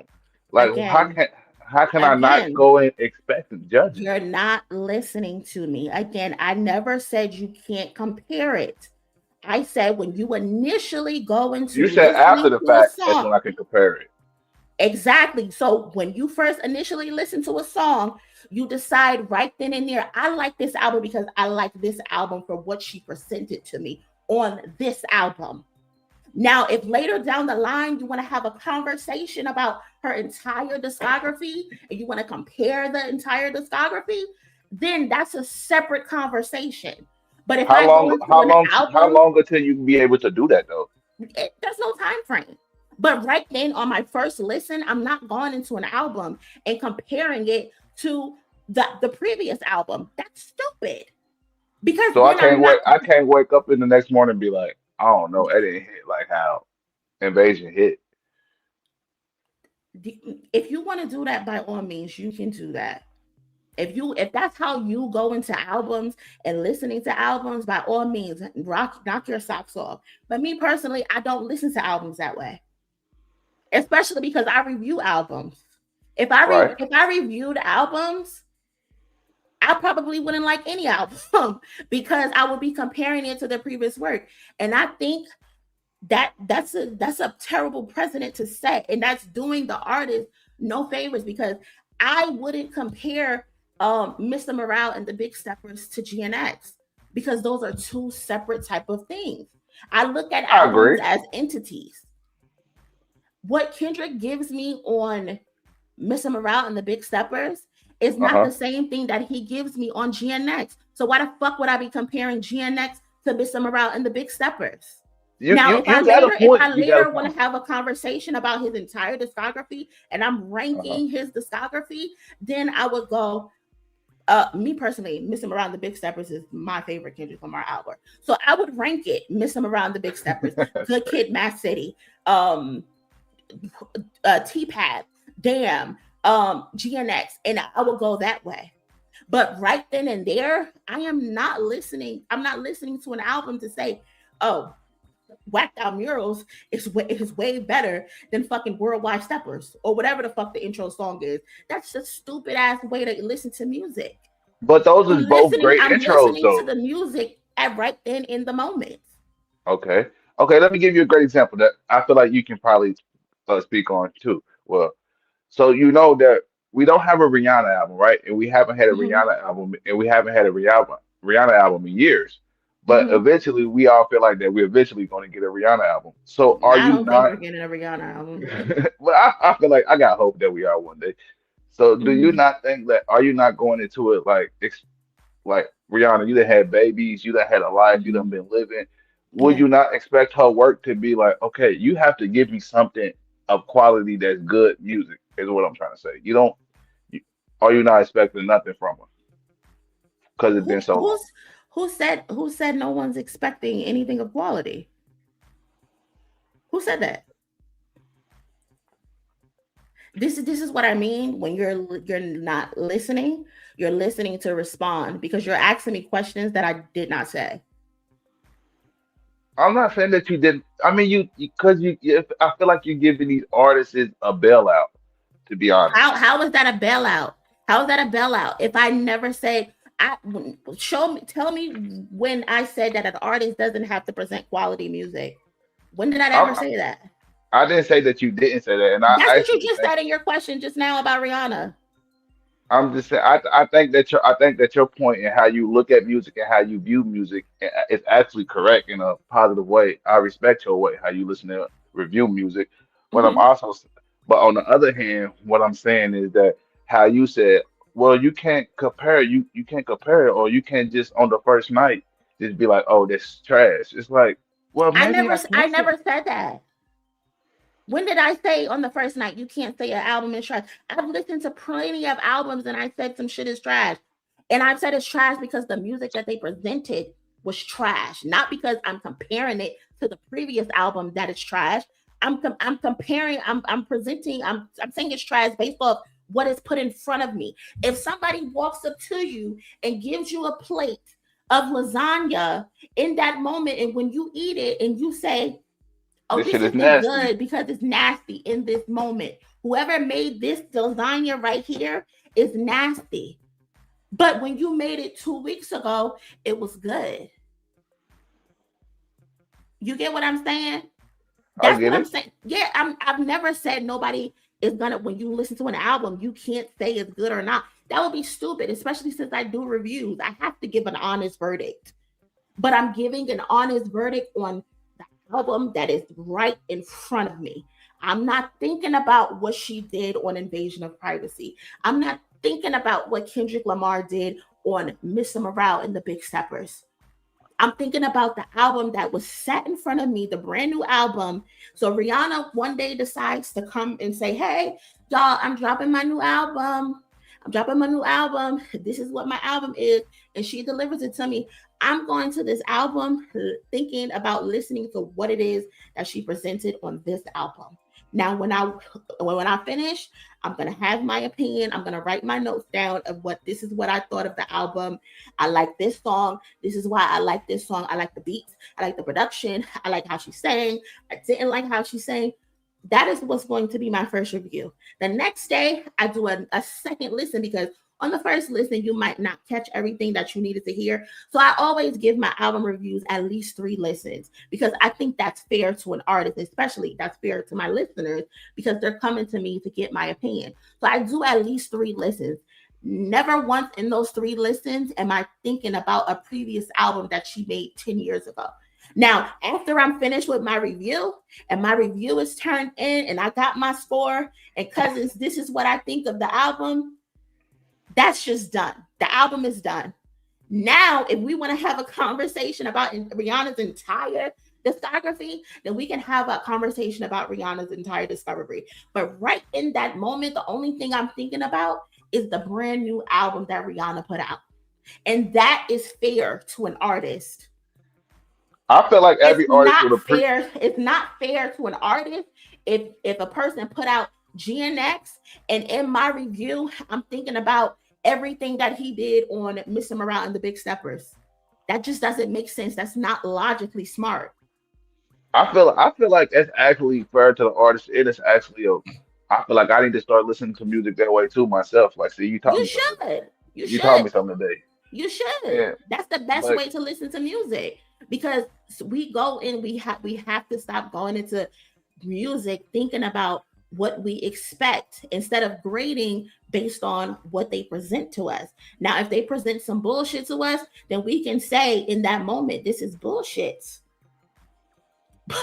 But I'm not gonna go into it thinking about on track number 3 at the 3rd minute mark. Oh, she said this, and I like this better. That's just not fair to myself, and that's not fair to the artist.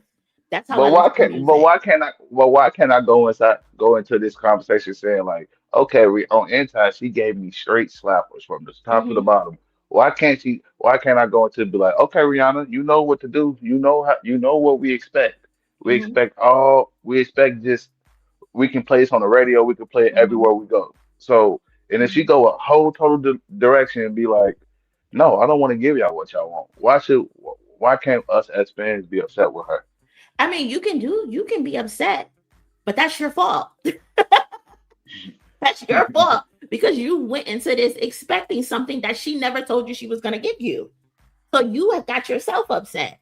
And listen, I'm not saying that I've always thought this way. It took me time to get to this point. It took me time to get to this point.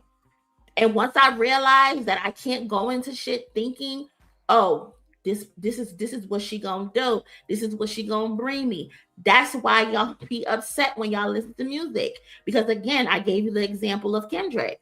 When he in 2022, when he popped out with Family Ties and he popping his shit the way he popping it, he's saying he's smoking on top fives and all types of shit, and then he pops up with a fucking therapy album. And motherfuckers is like, this ain't what I expected. This shit is trash.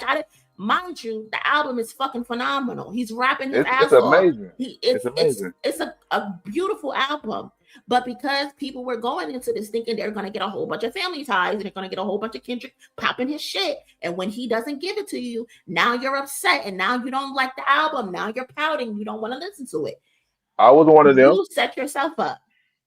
So we can't get mad at the artist for going in a totally different direction, especially if they didn't tell you, oh, this is what I'm going to do, and then they shift it. I can understand if they told you this is what they're going to present, and then they didn't do that. Like somebody, Low, shout out to Low. Low said exactly. I was upset with the fall off because what J. Cole said it would be. That's a great example, Low. Shout out to Low. J. Cole told us this was going to be his reasonable doubt, or it wasn't his blueprint or reasonable doubt. One of them. He compared it to Jay-Z. It wasn't none of that. So I understand why people were upset with J. Cole, and people have every right to be upset with J. Cole in that instance because he told us what he was going to give us. And then when he didn't deliver, people are upset because he didn't deliver. Instead of J. Cole should have just went into this shit and said, hey, this is what I've been working on for the last 10 years and just give it to us. But no, it was a heightened expectation. And once you didn't live up to that shit, now everybody's cooking you. Now everybody's mad at you. So if an artist don't tell me something, if an artist don't say, hey, this is what you should expect, I'm not going into a review expecting anything. I'm just going to listen to it, listen to what they present to me, listen to the production, listen to how they sound, listen to the lyrics and what they're saying, if there's a concept, and I grade off of that. And once I got my final grade, I put my video up and I go about my business. And then if we want to have a conversation discussing, oh, let's compare Invasion of Privacy to Am I the Drama, then we can do that. And I'm going to pick Invasion of Privacy. But that doesn't mean Am I the Drama wasn't a fire album. I just prefer the other one over the other, but I'm still going to listen to both. I'm actually going to mix some bitches in a playlist. That's what I'm actually going to do. Because you're a woman, but what about your man audience, Cardi? What the fuck does that got to do with anything? First of all, stop bringing up that I'm a woman. Stop bringing up that I'm a woman. Because that has nothing to do with anything. But what about your male audience? What about them? They're all in the comment section right now. I'm talking about for Cardi B's album. I'm just talking. Are you asking, did they like the album? Did they like the album? Is that what you're asking? I'm trying to figure out what you're asking. No, what I'm asking is Cardi B. You said you as a woman fan base. You said you enjoy her album. First of all, I have a mixed fan base. I have a fan base of women and men. No, I said you as a woman in her fan base. That's what I meant to say. You as a woman in her fan base approve of the second album. But what about her male fan base who approves of also her rapping abilities in the music that she put out? We don't just want sexy, crazy Cardi all the time. Sometimes we want real music. We want Cardi B rapping. We want Cardi B to put out quality rap music, not just. Some people say, well, she is rapping. Rapping is not just music. It's actually a sport. When you say rapping ability, what are you measuring it to? Like, who are you measuring it to? Are you talking about you want her to get in like her Rhapsody bag and rap that way? When she get in her, I told you, like when she got into her feature with Young Thug, or when she get into her, I went through your phone, or when she gives us them type of songs is what I'm measuring it to. So she's not just giving the women. She's like, okay, this is not just women. It's his art at this point. I'm giving out me. Well, there's a few men in the comments. Easy said, man, listen, Am I the Drama had better rapping? That's a man. Um, Another male, the son is pro-black. I fuck with Am I the Drama? D2B2, another man, and he don't play. I gave it like an 8 out of 10. Who else is in here? We Are Deciphered. Have you ever heard of We Are Deciphered? Skip and DJ? Mm-hmm. Breakdown bars all day. Am I the Drama was a solid album. Dave, that's also a man. We fuck with Cardi's album. But did it hit to the capacity of Invasion? Why do you keep wanting to compare the albums? If they're saying they like the album, they like the album. It's like you want. It's like you have to. For you to like an album, it has to be because it's better than the previous one. That seems to be your thing. Like it seems like you get off on that. Like you can only like an album if it's better than the previous one. Why do I you feel keep like saying that? because I feel like Cardi don't even like the album. Where did you get that from? From Why from do you the think that? from the way she like the way she treats the album, the way she goes about the album. Like when in Invasion, she treated it like her baby. Well, like this album, I don't feel like she feel like she could care more about it. Like I don't really What is care she? about it. What She is feel she like doing? What is she doing different? Maybe I'm missing something. What is she doing different? I feel like from my hold on 1 second. For Am I the Drama? I think Cardi B went all out to promote this album. I think she did beyond more than what she did for Invasion of Privacy when because it comes Invasion to of Privacy promotion. spoke for itself. What do you what Invasion of Privacy, she didn't have to do nothing. It shit is gold. It shit gonna work. It's gonna sell itself. It's dope. It's gonna sell itself. But what so I'm the how drama, are you saying she did more? because what I am the drama, because she was the song, the music that she put out is what I'm saying. The music Mhm. on that album, not just one song. It was over 5 songs, over 6 songs on this one album that was plastered, that was everywhere, Mhm. that could not be resisted. Like you Yeah. cannot deny these songs. And Mhm. what I'm saying, what I am the drama, I didn't get that. So you don't like the album. You don't I didn't get hold two on. or three. Hold on. You don't like the album because everybody else doesn't like it. I'm not with everybody else. It's because But you're but everybody you're else, you're everybody you're, loves it. you're literally doing that though. You're saying you Every only like Invasion of Privacy because it was everywhere. I'm Meaning saying it couldn't be. everybody I'm else saying it liked couldn't be. it. No, Meaning, I'm saying meaning, it's meaning everywhere. everybody else, hold on, no, don't cut me off because I'm about to get you. I'm about to get you again. Do Because your you thing. just said the other album was everywhere. But this album, because it's not everywhere, you don't think that you can put it over the other album. So your measuring stick is based on what other people like. It's not what you like. It's what's popular. Is what it sounds like. Because you keep falling back on that. I'm saying the album was everywhere because it couldn't be denied. It was great regardless. It Yes, couldn't be. It's one of them albums. but that doesn't mean anything. That doesn't mean anything. An album can be underground and still be great. Let God sort them out. Let God sort them out. Phenomenal fucking album. There's no diamond records on that album. It's I'm not saying okay, plastered okay, everywhere. It's not played in everybody's clubs. It's not on the radio. It's not in billboards. But it's a phenomenal fucking album. That measuring stick does not matter. It's what I'm okay. trying But to me giving tell her you. flowers, me giving her flowers again. Nobody goes from a Bodak Yellow to an invasion of privacy. No male or female does that. Nobody does that. Well, That is Kendrick Lamar had Good Kid, Mad City. I'm talking about from how Cardi B did it. That is a 101. Nobody does takes her out like how she did it. That's a 101. She's a unicorn. So when she goes from that song to that album, you have to like hold her up to a standard because she gave us the work. We can't be like Cardi. Okay, you your new album is okay. We accepted this because we love you. No, Cardi, we love you because of the art you do. So don't keep giving. I'm sorry. I'm trying to follow, but it's hard. I'm trying to follow your point, but it's getting hard for me. Invasion of Privacy. I'm just gonna say this. Invasion of Privacy is a phenomenal album. Hit record after hit record after hit record. You can put that bitch on and you can listen to it. Great album. Am I the Drama? Also a great album. It don't have the hit equivalent. I mean, there's Up on there, there's WAP on there, both probably eligible for Diamond Records as well. But it's a great album. Just because Invasion of Privacy is more successful doesn't take anything away from Am I the Drama.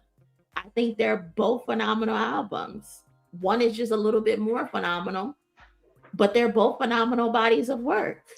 And I'm not sure what your point that you're trying to get across in regards to like her rapping. Like someone in the comments said, I think Cardi B is rapping way better than what she rapped on Invasion of Privacy. Way better. Now, am I holding her to a standard of a Rhapsody, of a Tierra Whack? No, I'm not.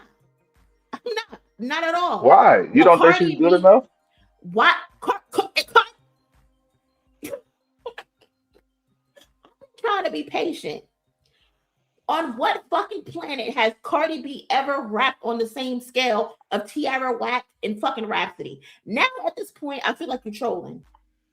I'm being real. Why you don't think she's good enough? Why would you expect that from Cardi B? When has she ever presented that to you? Oh, Invasion, I put that on the same level as Missy and Nicki. What are you talking about? I just said Rhapsody.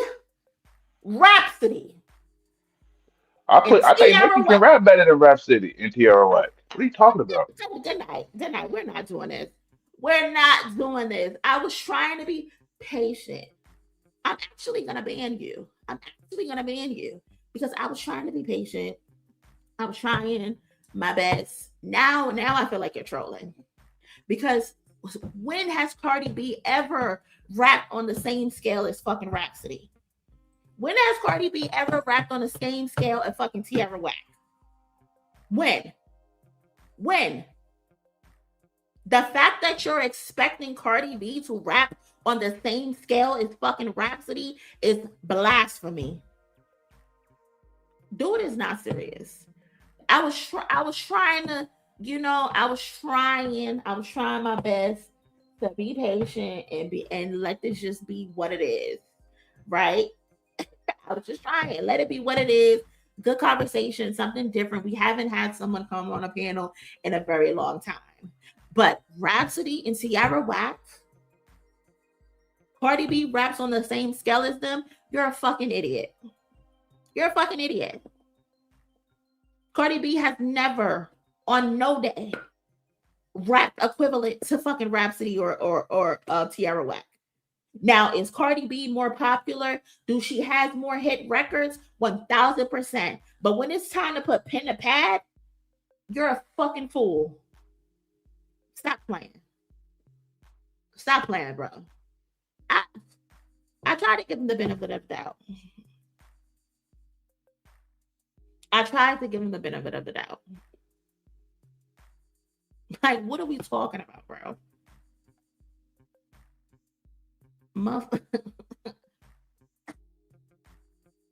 No, y'all, I don't even think he was trolling. I think he really believes the shit that was coming out of his mouth. Like, I really think he believes that. Again, there's nothing wrong with comparing albums because it's just in our nature to compare albums. It's just what we do. But we have to get out of the mindset of comparing albums on first listen. You need to go into an album and listen to an album for what they present to you. And then you can do that comparison shit after the first one or two listens. Cardi B has never been a fucking lyricist ever. Mind you, that's my girl. But she don't even write all her shit. Partisan Fontaine writes most of her music. Dude is smoking all the crack in the world.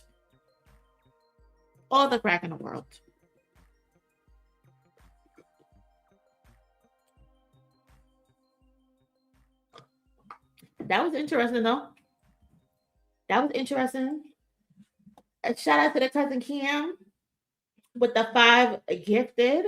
Appreciate you. If you received a gift from Cam, make sure you have told him thank you. I'm pretty sure y'all have already done it, but if you have not, make sure you show Cam some love. Cousin! What's up, cousin? What's up? I ain't seen you and I don't know. What's up, boss lady? Appreciate the 5. Monie in chat, new subscriber. Appreciate you pulling up, boss lady. Cousin! What's up, cousin? What's up? I ain't seen you and I don't know. What else we got? My girl, Sweet Gemini. Appreciate you with the 5. He keeps moving the goalposts. Because motherfuckers just be talking. Motherfuckers just be talking. And once they realize they done said some stupid shit, they start saying some more stupid shit. Cousin! What's up, cousin? What's up? I ain't seen you and I don't know. That was interesting, though. Shout out to Raphael with the $2 holla. Appreciate you, cousin. Cousin! What's up, cousin? What's up? I ain't seen you and I don't know. Monie has the pieces of Joe. I tried my best. Shout out to my girl Tiff. Salute to Monie and her like Joe Blake patience, because this caller would have got the button a long time ago. Listen, cousin, I tried. Cousin! What's up, cousin? What's up? I ain't seen you and I don't know. Child, I tried my best. Shout out to Lily. Appreciate you, Lily, with the $2 holla. Just saying anything at this point. What the fuck? I'm telling you. Cousin! What's up, cousin? What's up? I ain't seen you and I don't know. Listen, one time. One time. One more time. Because I don't know what the fuck that was. I don't know what the fuck that was. Buddy was wilding. Okay. But here we are. Here we are. It went from watch the party die to comparing fucking invasion of privacy. I don't know how we got here, but we got here. Okay. I guess we could stay on the topic of Kendrick for a second, because I saw this on Instagram. Do I even want to? Let me close this out. I don't even think we finished that topic, but whatever. That's okay. I saw this on Instagram. It says Kendrick's an incredible rapper. He doesn't have Jay's level of charisma. Peter Rosenberg argues that Jay-Z combines all the best qualities of Drake, Kendrick Lamar, and J. Cole. So I saw this and I wanted to play this for y'all for a second. Let's see. About Kendrick, about Cole. I love all of them. They all have things that are incredibly valuable. Jay's combination of the great things that each of them have, you know what I'm saying? Like, to me, Drake has an endless supply of hits. His hits surpass Jay's number of hits. Meaningful records, though, that like resonate on a deeper level, not just like you complaining about girls or your own situation, but like, no, you're really getting into some real stuff. He doesn't have records like Jay does. Kendrick has a lot of the records that mean a lot to a lot of people. Kendrick's an incredible rapper, all those things. He doesn't have Jay's level of charisma. So, and Jay has more charisma, frankly, on stage than both of them, right? He has a different sort of swagger. Thought about this, about Drake, about Kendrick. Cole, same thing, does a lot of things well. But the combination of what Jay does, mixed with the fact that he's of the true, I love that he's celebrating. When you celebrate Jay-Z, in my opinion, you're celebrating Biggie and Artifacts Kane. and Sadat X and Lord Jamar. Yeah. All these, Rakim. he was with. I have a story from Juanette of Elvis Sensei from Artifacts talking about being on a bus because they were on tour and Jay freestyling and Jay wanting to listen back to Come On With the Get Down remix over and over again. He was doing the little college tours with the other underground rappers, all hustling. You saw Joe and Jada this week. Jada told a story about them recording their demo at D&D Studios and Jay being in the other room. And Jay was working on his, I think, Reasonable Doubt at the time. Probably. Cole, same thing. Does a lot of things well. All right, guys. So as you can see, another day, another narrative. So according to Peter Rosenberg, Jay-Z is more charismatic than Kendrick Lamar. Kendrick Lamar does not have charisma, according to Peter Rosenberg. He basically is saying like Jay-Z is the GOAT, and I don't argue that, right? I don't argue that. If you know me, you know Jay-Z is my 1A, Kendrick's my 1B, right? I'm not here to debate that. But he basically says that Jay-Z has everything that each member of the so-called Big Three has, all combined, whereas they have only like one aspect of each. And so this is what makes Jay-Z the GOAT. And I saw this and I just, I just had to laugh at first because it's like, since when does Kendrick not have charisma? Since when is Kendrick like not charismatic?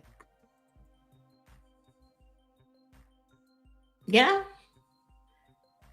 I don't get it. So I responded because shout out to the Mad Rapper. He ended up posting the video as well. So I responded. I said, Peter is treating charisma as if it only looks one way. Jay-Z's charisma is loud, magnetic, and effortlessly cool. Kendrick's is quieter, intentional, authoritative, and deeply resonant. Both of them command attention. Both inspire people. Both move crowds. Both are charismatic. And then also the point that he made is that he said something like, on stage, none of them are seeing Jay-Z on a stage. And I say, and the idea that anyone is a better performer on stage than Kendrick is a blatant lie. Nobody is seeing him, not Jay-Z, not Aubrey, nor Jermaine. People have this idea that charisma is being charismatic is just one size fits all. People don't know that being charismatic and having charisma, there's different forms of it. Kendrick Lamar is charismatic. I don't understand why he would think that Kendrick isn't. I don't get it. Even That's Also Ego has charisma. Exactly. So no. Jay-Z isn't more charismatic. It's just Jay-Z's charisma is just more bolder and more louder than Kendrick Lamar's. This has to be recency bias. And I think that's what it is. Recency bias be fucking people up because I've seen conversations where people are like, oh, nobody else can do a stadium tour like Jay-Z. What? Huh? Did we not just see Kendrick Lamar do 40 plus days in fucking stadiums? Like, what are y'all talking about? Maybe you've been living under a rock. But there is absolutely someone who can do this. He just did it. But again, like I was saying, there are different forms of charisma. Like there's magnetic charisma, which is a person who's energetic, someone who's outgoing, someone who's highly social, basically somebody who can light up a room. And that's Jay-Z through and through.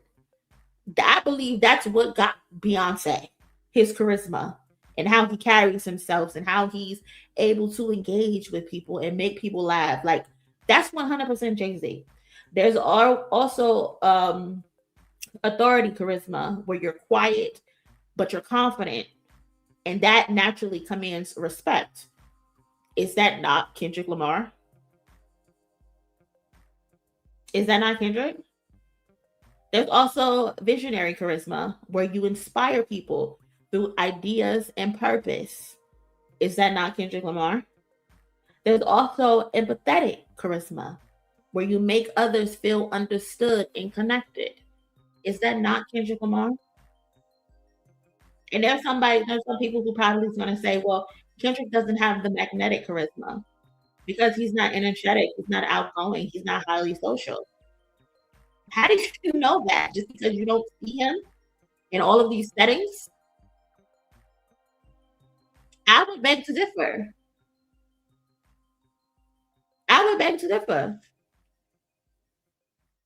I think Kendrick Lamar can be very energetic. We see how goofy he is. We see how playful he is. Just because he's not showing up to events, that doesn't mean he's not social.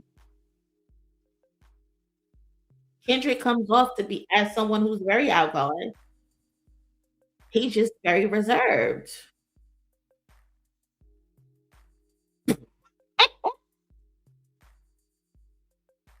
Shout out to Skip. Monie, you know what he means. Roseburg Mick Kendrick wasn't sexy. I'm done. I'm so done.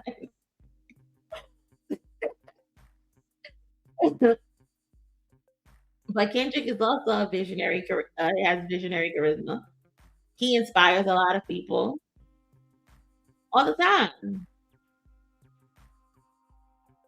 Kendrick Lamar commands attention without demanding it. Kendrick is the type of person who's going to say very little, yet when he appears, it's fucking pandemonium.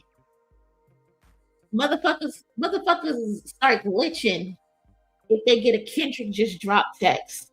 Nobody else is moving the needle like that. Nobody.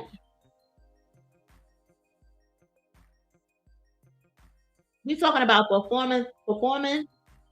Motherfucker, you saw the Super Bowl. You saw those SNL performances. You see the award show performances at the Grammys. Jay-Z has never performed like that a day in his life. Jay-Z could never give us a Miss Him Around the Big Stepper Store. Jay-Z could never do that. Like, stop it. Kendrick Lamar's words carry a lot of weight. Kendrick Lamar has influence on culture. Kendrick Lamar is very authentic. So to say he doesn't have charisma or he lacks charisma in comparison to Jay-Z is idiotic. And I just can't let that slide. I can't. I cannot. That motherfucker said, yeah, because Jay-Z on stage. What? Rosenberg, please stop it. Stop playing with me. I'm just tired of it. Every day there's a new fucking narrative. There's a new fucking narrative every fucking day. He said, well, Jay-Z doesn't have all the hits like Drake, but he has the songs that count, that mean thing. Drake doesn't have that. And I love the fact that he mentioned J. Cole, but he couldn't actually say what the fuck J. Cole does well. I thought that was funny. I thought that was hilarious. Because motherfuckers just be throwing J. Cole in the mix just to throw J. Cole in the mix. Like, actually tell me what he does well. You told me J. Cole, you told me Drake, he got the hit songs. You told me Kendrick has the songs that mean things to the culture and mean things to people. And then when it comes to J. Cole, it's beautiful gowns. Beautiful gowns. Like, come on, bro. Stop mentioning that nigga in a mix. Stop bringing him up. Cole got hella raps, negative orbital. Skip, did you see his new song? Did you see his new song? Well, the new video with that guy. I forgot his name. But J. Cole, he in the video, he throwing up signs, twisting his fingers up, all types of shit. You know? Did you see it? And I low-key liked his little verse. Low-key like his love words, but I couldn't understand what all that hoopla that he was doing in the music video. It just seemed very performative, you know? I just couldn't get with it. I didn't watch the video.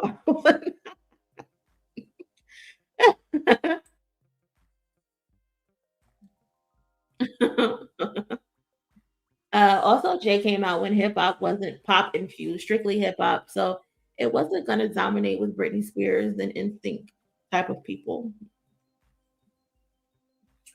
Um, but yeah, Jay later tried to, lean into some kind of pop-ish sounds. That's where you get that shit like Sunshine, where he attempted to do it. But now I saw the title and that's it. You got me to listen to it. It was fun, forgettable as fuck. Yeah. Like it was cool. It was cute in a moment, It was cute in a moment. Then it's like, I'm not gonna play this again. I'm not gonna play this again at all. At all. But yeah, I thought this was a interesting narrative that they got going on. I think J. Cole want to be a street rapper really bad. I don't understand why though. Like I don't get the rappers who didn't come from that and want to come off that way later in life. 40 plus years old want to cosplay a gangster. 40 years old want to cosplay a street rapper. Why? I don't get that shit. It just doesn't make sense to me. But here we are. Um, what else do I got? Speaking of rappers, did y'all see this tweet from Absol? Y'all, I don't be knowing what to think about Absol, to be honest. Like I've been trying not to pay attention to Absol because Absol been through a lot, man. And I don't want to disrespect Absol, I don't want to disrespect him. I wanna I wanna keep the peace. Monie, you ain't ever said on Crip or on Blood. Hello, I think is a rush for Cole when he cosplays gangsta, makes his spirit tingle. Listen, I've definitely said on no, I haven't said on Crip. I have never said that. I've definitely said on Blood before. And I think I can get away with saying on Blood because I'm a trench baby, you know? Jermaine, though, I don't get. I don't get what he got going on. He gotta let that shit go. His white mama would not approve. On the dead homies. I ain't never said on Crip. I don't come from a Crip family. It's them bloods. It's them bloods that's running around acting a fool back home. But yeah, these tweets from Absol were interesting. He said, I ain't finna rant this time, but I got some real art on my hands. Stay tuned. Mozart was a bench warmer too. And it's like, I don't know what to think with Absol sometimes because it's like Absol try to run that underappreciated shit into the ground, it seems. And it's like he tries to lean on that shit, but then it's like you recently had opportunities to, prove yourself. And each time you just come up short, you know? Like you got on that Kai that stream and you froze. You froze. And it's like I be wanting to feel bad for you because your situation, the things that you've been through, the hardships and stuff like that. But it's like, how many times he said he's not gonna rant this time, but we know what he's alluding to. How many times we gotta hear a story about you so-called being the best out of TDE, you so-called having the best pen, but you just never popped. Like, how many times we gotta listen to that story? Maybe you should just lean into being what you are. The best artist from TDE that never signed a deal. You know, why don't you just lean into being the best underground rapper that you could be? Instead of trying to go mainstream, like mainstream just isn't for Absol, and that's okay. Not everybody is meant to be mainstream. Not everybody's meant to be in a stadium. Motherfuckers gotta stop looking at everybody else's plate instead of looking at the plate that's in front of them. Eat your food on your plate. Why are you looking at that nigga's chicken? Let him eat his chicken and you eat your chicken. You know what I'm saying? So it's like I be feeling bad for Soul. I really do. But then again, I be like, grow up, nigga. Like, grow up. Grow the fuck up.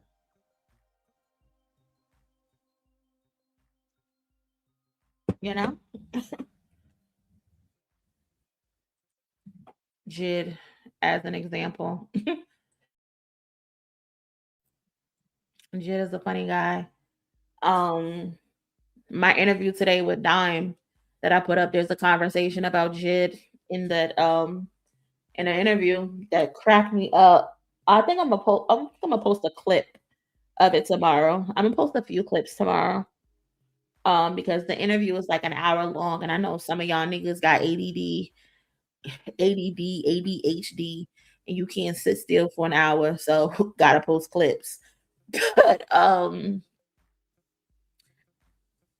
yeah, that was a funny moment between Dime and Jid. I don't think Absol will ever get the appeal that he's looking for. He won't. That's why I'm saying he needs to lean into what he has going on. Like, you could have been the best underground rapper to ever exist. Yeah. Motherfuckers too busy trying to be more than what they are. Like, you never signed a deal. You're the only person in TDE's history that never signed a deal. And that's dope. That's a dope story. That's a dope story to have. How you got it out the mud with no deal while everybody else got a deal on a label. But again, niggas be wanting more than what they need. I don't know. I'm rooting for Absol though. But he gotta chill and just take it for what it is. Lupe's friend. New versus JC versus YG. Is that legit? Is that legit? Or is that just because I was just thinking the other day, like, what is the next verse is gonna be?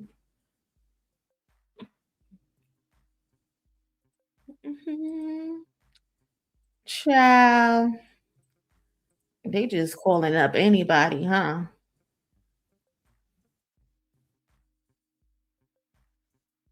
They just pulling out anybody.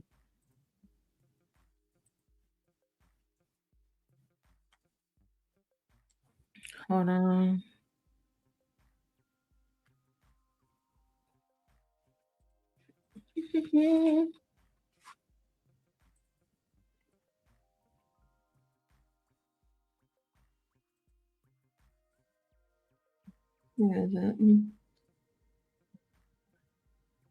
I think this is it right here.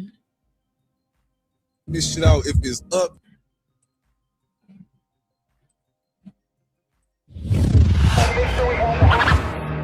Game, you don't want to go versus. If it's up, if it's down. I'm the best rapper from Compton. Nah, dog. Like, stay out the way. Chrome hydraulics, 808 drop.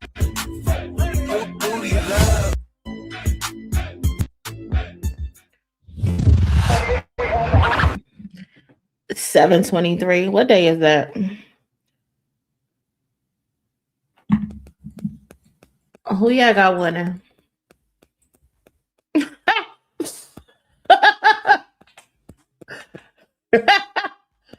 Not the verse is gonna be 20 minutes.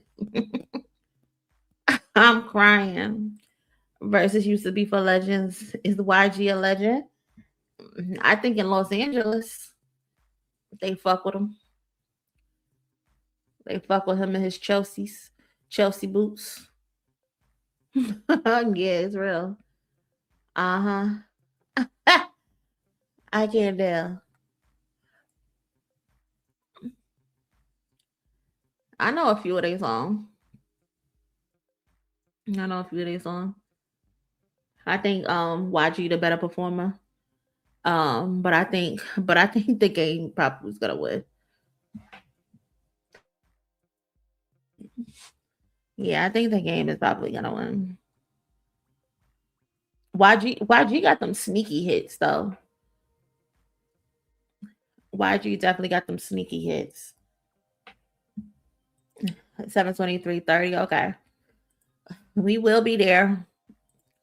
Shout out to Miss Charmaine with the 5. Monie, you did good because he was talking out his ass. I tried, cousin. I tried. Cousin! What's up, cousin? What's up? I ain't seen you and I don't know. Shout out to Lily with the $2 holla. More BS I see. You know it. You know how I go. Cousin! What's up, cousin? What's up? I ain't seen you and I don't know. Sweet Gemini in the building with the $2 holla. This must be Rage Farming.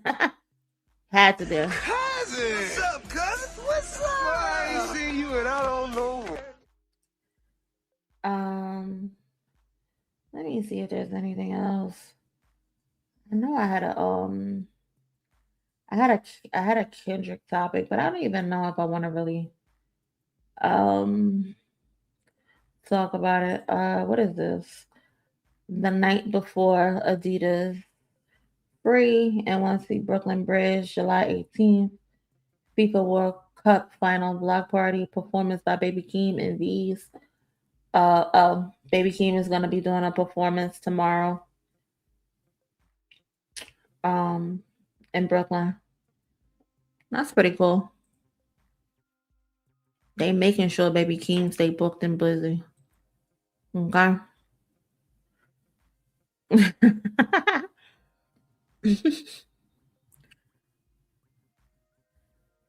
Is YG gonna cheat and bring mustard? I mean, is that cheating? If they hear song? You know? I don't think that's cheating. I doubt mustard show up. That'll be funny though. Bitch, who do you love?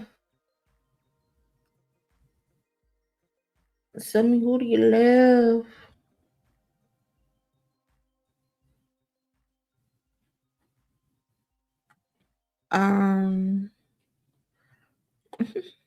Yeah, VT cool. Game the whole versus Red Rose by Steelers. When I showed up, I was in that Red Rose. White ceilings.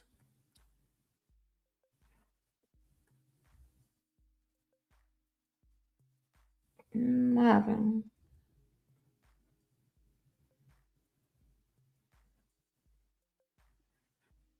I don't even know what that means. Is the World Cup still going on? When is the World Cup over?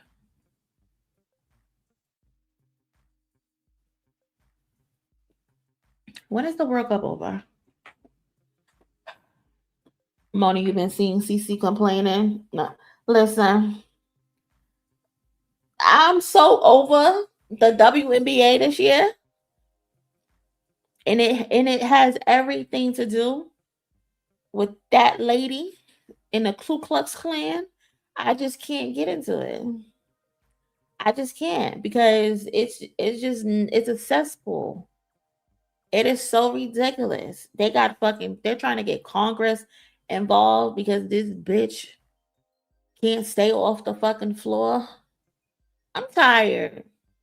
I'm so tired. She's a fucking victim every fucking time she gets on the floor. They swear she's the last coming of fucking Jesus, and she fucking sucks. I am tired of her. I've been tired. She is buns. Y'all hyped this girl up thinking she was that, and she was never that. And now we gotta deal with it. Angel Reese waving her finger in her face was a mistake. We have been living in hell ever since. Ever since. And it's just like, free me. Free me from the shackles of the Ku Klux Klan. I cannot deal with it.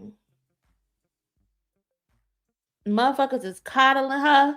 They don't want anybody to play defense on her at all. They want her to just be able to run the ball up the floor and just shoot from anywhere. They want her to get layups easy. They don't want nobody playing any defense on her. Because if you do, she gonna fall to the floor and act like she been shot. I am tired of this bitch. And she knows what she's doing. She's always known what she was doing. When Angel Reese was getting her, see now, my thing with this shit is that motherfuckers knew what was happening when it was just happening to Angel Reese. Everybody was okay with the constant harassment. Everybody was okay with the racism when it was just happening to Angel Reese. Now that she's terrorizing the whole fucking league, now everybody's clutching their pearls. Now everybody is getting it. Because if you even blink at her, oh, they're calling you a fucking racist bitch. You're a hating black bitch. You're just mad because she's white, so she's right. And you need to get the fuck out the way. Because we could have nipped this shit in the bud 2 years ago. But no, y'all was okay with Angel Reese getting the hate. Kathy, what is she? The head of the fucking WA, whatever the fuck she is. The bitch need to be fired. But she told Angel Reese it's good for the game. You being called a nigger is good for the game. You being called a monkey is good for the game. She tough. She could deal with it.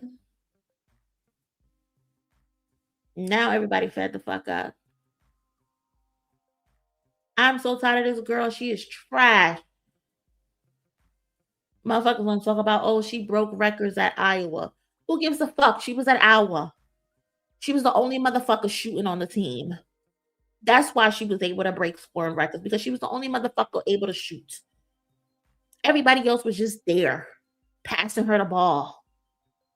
She can't play defense. Her attitude fucking sucks. That's why Gino Auriemma didn't recruit her to UConn. She wanted to go to UConn. Gino said, girl, get the fuck out my face. I would never recruit you because your attitude fucking sucks. Your attitude is terrible. Plus, I got Paige Beckers. Paige is way better than Shorty. Will ever be. This Shorty don't play no defense. She ain't got no handle. The only thing she does well is spot up fucking threes. That's it. Everything else, cooked BBQ chicken. She's a terrible fucking basketball player. The best player on her fucking team, she's not it. She's not it.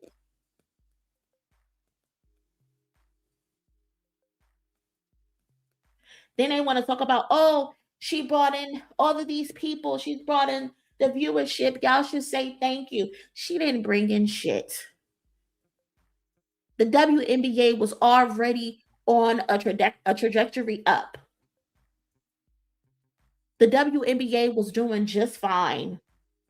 You know what she brought to the WNBA? Nothing but fucking racist. The WNBA has never had to deal with anything of this magnitude. Ever. Were there sexist people Absolutely. But these players never had to deal with this amount of racism, this amount of disgusting narratives about them. A league full of black women, and you're trying to run narratives that these black women are jealous of this girl. Motherfucker, Diana Taurasi fucking exists. Sue fucking Bird exists. You think motherfuckers is jealous of a bitch that never won anything ever? She's never won anything on no level ever. The only thing she's won is a conference championship. She's a sore fucking loser on every level. Never won a high school championship, never won a college championship. And they're trying their best to get that team to the WNBA finals because they're going to rig the fucking game. She's a sore fucking loser. Talking about these black women are jealous of Caitlin Clark. Motherfucker, we've seen Diana Taurasi. We've seen Sue Bird. These women are beyond better than she will ever be. Ever. I just hate how ridiculous this shit is. Then you got black men championing this shit. Talking about these girls are hating. Hating on what? The bitch got 2 left feet. What exactly are they hating on?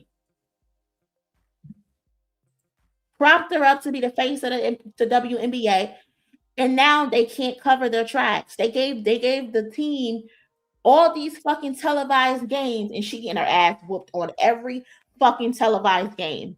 Every night she's getting her ass whooped. She's 1 for 15 from 3-point, 1 for 8 from 3-point. I'm glad y'all gave them all these televised games so the world can see this shit was a myth. The bitch is Jeremy Lin. She's Jeremy Lin. That's who she is. She had a good couple weeks, and now that shit don't wear off. Now she's back to her normal self. She's lost the glass slipper. She's not that.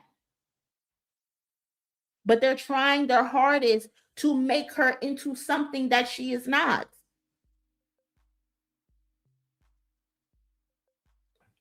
She is an average player. And that's okay. But y'all gotta stop trying to prop this girl up like she's the next fucking Larry Bird. She's not even Steve Novak. What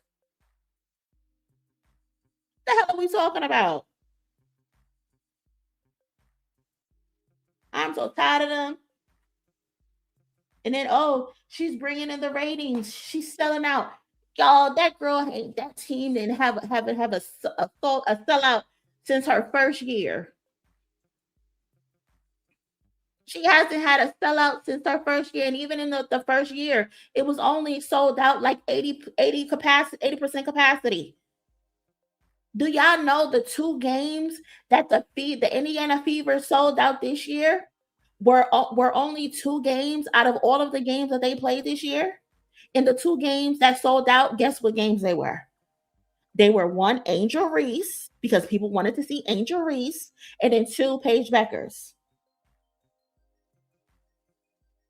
That's it. Those were the Indiana Fever sellouts. So stop talking to me about these fucking record-breaking numbers.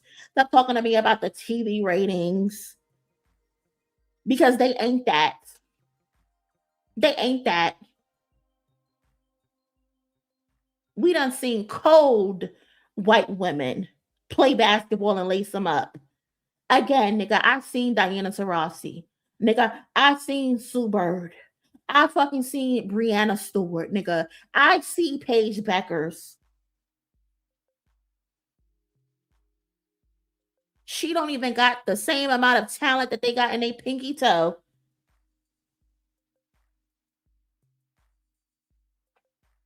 They need to get with the program that they fucked up, that they just rode a wave because she was popular at the moment. She's not a good player. She's not doing anything for her team. When she's not there, when she's not in the lineup, Her team plays better without her. When she's in the lineup, it's a fucking disaster. Nah, why y'all got me ranting about fucking Caitlin Clark, man? I'm so tired of this house.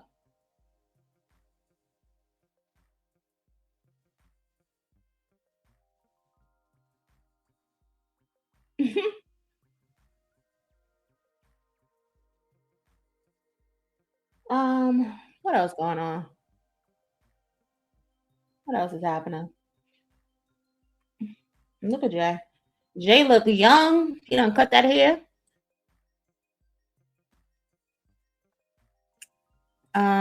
Shout out to the cousin, LaQuasha.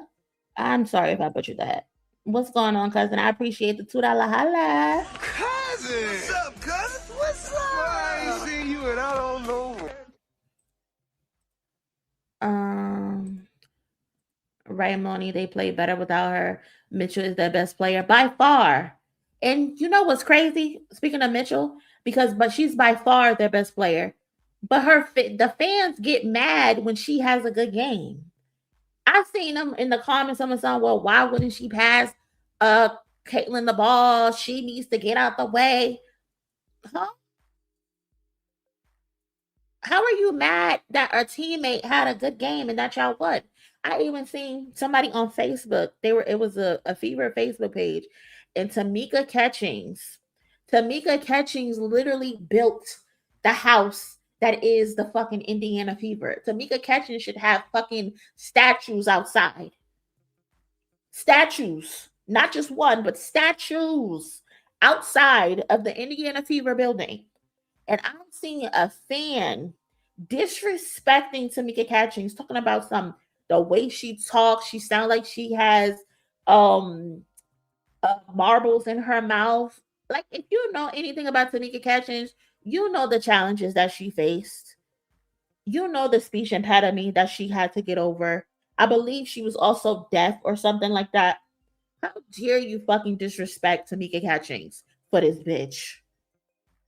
The fucking audacity of you to disrespect the fucking legend. But this is what she's brought to the WNBA in WNBA. They talk about all the shit that she's supposedly done for the WNBA.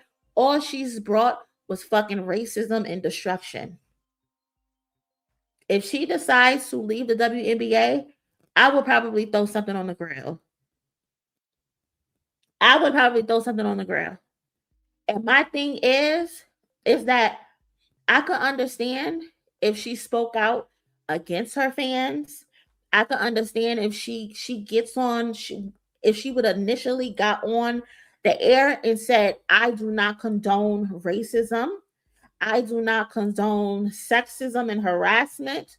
But she didn't do that. She stayed silent. She didn't speak until they kept berating her to say something, until they kept demanding her to say something, because she was silent. She was mute. She allowed the things that were being said about her opponents, her peers. She was allowing them to say it. I remember somebody shared the screenshots of her boyfriend liking disgusting tweets about Angel Reese, and her brother also liking disgusting things about Angel Reese. That's when I knew, oh, they be at home talking about Angel Reese like a dog, because why is your boyfriend and your brother both on the internet liking disgusting tweets about Angel Reese? There's no way that your boyfriend, especially, first of all, I think the bitch is a lesbian. I don't even think she likes men. The way she be looking at women on the bench, I don't think sister girl likes dick. I think she likes women, to be honest.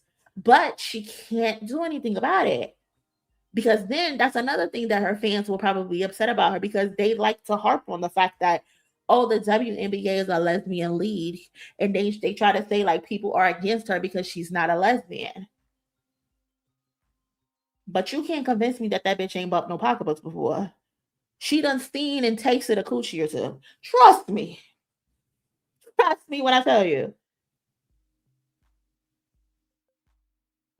But if she would have nipped that shit in the bud, I would 100% fuck with her. But because she weaponizes that shit And because she knows the way that these people are going to talk about the people that she's going up against, talk about her own coworkers, and she does nothing about it, you can't trust the bitch. You can't trust her. She likes the fact that her fans are rabid like that. I knew what it was when she showed up with Morgan Wallen, a known fucking racist that says the N-word. Why the fuck are you chilling with Morgan Wallen?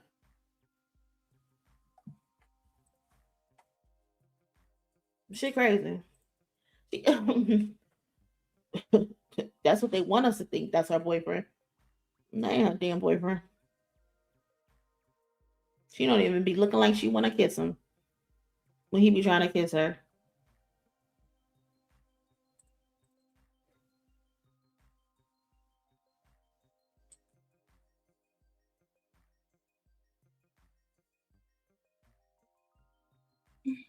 I just know her team doesn't fuck with her. Aaliyah Boston do, but she got that mammy nature about her anyway. Aaliyah Boston definitely does. I do not want to see no fucking academics clips.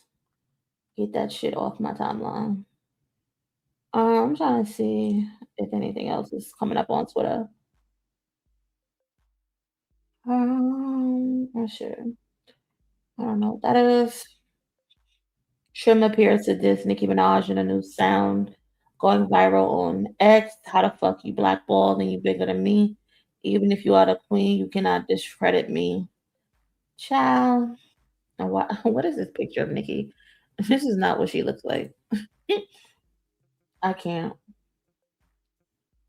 What is this? Kendrick Lamar, The Hidden Genius Project.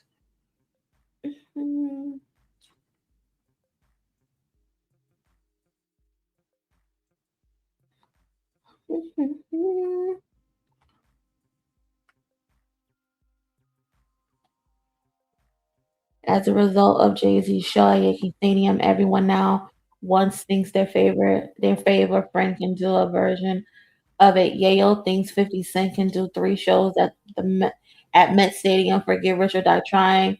Livingston wants Aubrey to tour or do 10 shows at MSG. The PWIs want a Young Money reunion tour. What Jay did was definitely amazing for hip hop. The 25th anniversary of Get Rich or Die Trying, Met Stadium, that would be crazy. I believe he could do the same thing. You know, he's that caliber artist. Hell yeah, Fifth could do the same motherfucking thing if he wanted to do it. He got the records and he could bring so many people out as well. We could do the same shit. Fifth could bring out just anybody. You know what I'm saying? From Eminem to like a Dave Chappelle, like we did it in Shreveport. Mind you, Eminem was just at Jay-Z shit. Dave Chappelle was just at Jay-Z shit. So it's funny they mentioned that. It all depends if he want to do it. If Fifth want to do that shit, he can do the same thing. People be so delusional. They really do be delusional. This is just another example of people having to eat their words, because on no planet can 50 Cent do what Jay-Z just did. 50 Cent literally just was in a stadium and couldn't fill it up in London. No, the fuck he can't. And I want people to stop being delusional. No, 50 Cent cannot do 3 nights in Met Stadium. We literally just saw him attempt to go on tour and he had to cancel shows. Can he do an arena? Pop? Yeah. But ain't nobody showing up for fucking 50 Cent. Nobody. He's not even a good fucking performer for a stadium. Not a good performer for a stadium. I also saw somebody say Nas could get up there and do the same thing. Love Nasir down. Love Nasir Jones. But no, he can't. No, he can't. I'm so tired of people saying, oh, this person could definitely do this. This person could definitely do that. If they could, why haven't they done it? Why haven't they done it? And why do they want to do it now since they seen Jay-Z do it? That's what we call influence. Y'all like to tell us how irrelevant Jay-Z is and how Jay-Z was never the one. But now all of a sudden y'all throwing y'all hats in and want to compare and contrast and tell us what you could and what you can't do because you seen Jay-Z do it. The math don't be adding up. The math just don't be adding up. You cannot tell me Jay-Z had no influence on nobody. You cannot tell me that Jay-Z wasn't him. And now all of a sudden you want to do exactly what he just did? Stop it, bro. Stop it. I need y'all to stop that. This is all it will take. Lil Wayne, I guess Nicki and Drake. Lil Wayne is currently on a 20-year anniversary of the Carter series. None of those tickets, none of those venues are sold out. None of them. Nicki Minaj is currently being sued by the production teams from her tours. Every show on her tour had an 80% capacity. Aubrey is scared to announce a tour. He was just in Australia where he couldn't even fill the venues over there in Australia. Again, I need people to stop being delusional. Your favorite artist is not that. Just enjoy the nostalgia. But stop comparing them to people that you shouldn't be trying to compare them to. Because it's never going to fucking work. Who the fuck is showing up to see fucking Lil Wayne and his 3 dreads get on stage and air hump? Who's showing up to watch Nicki Minaj and that big old ass that she's trying to carry around with her 2 left feet? Who the fuck is showing up for Aubrey and his karaoke? Nobody. Nobody's showing up for that. And if you are, and you're paying your money for that, you are a fool. You are just a fool. That's just a waste of money, to be honest. You ask me. I'm not paying for that.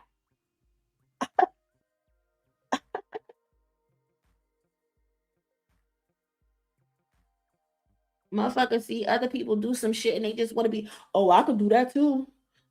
No, you can't. If you ain't want to do it before me, don't get inspired to do it after me. Okay.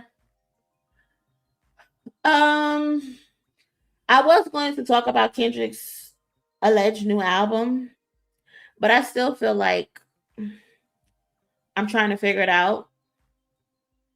And y'all know I don't like presenting shit halfway. And I can't find what I've been looking for. So I low key want to keep it to myself for now. So I think I'm gonna edit the title and take that out.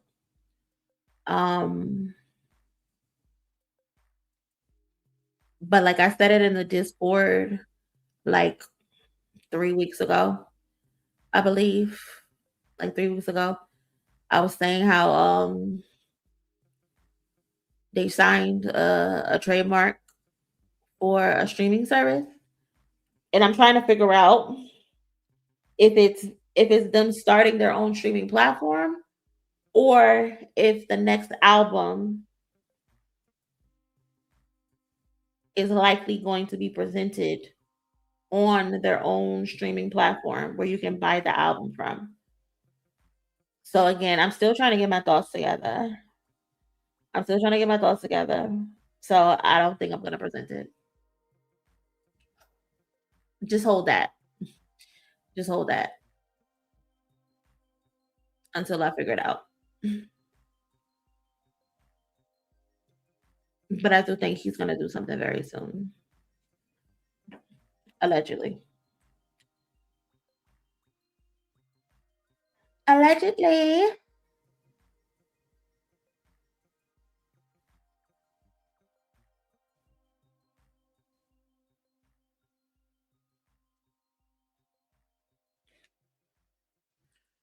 Uh,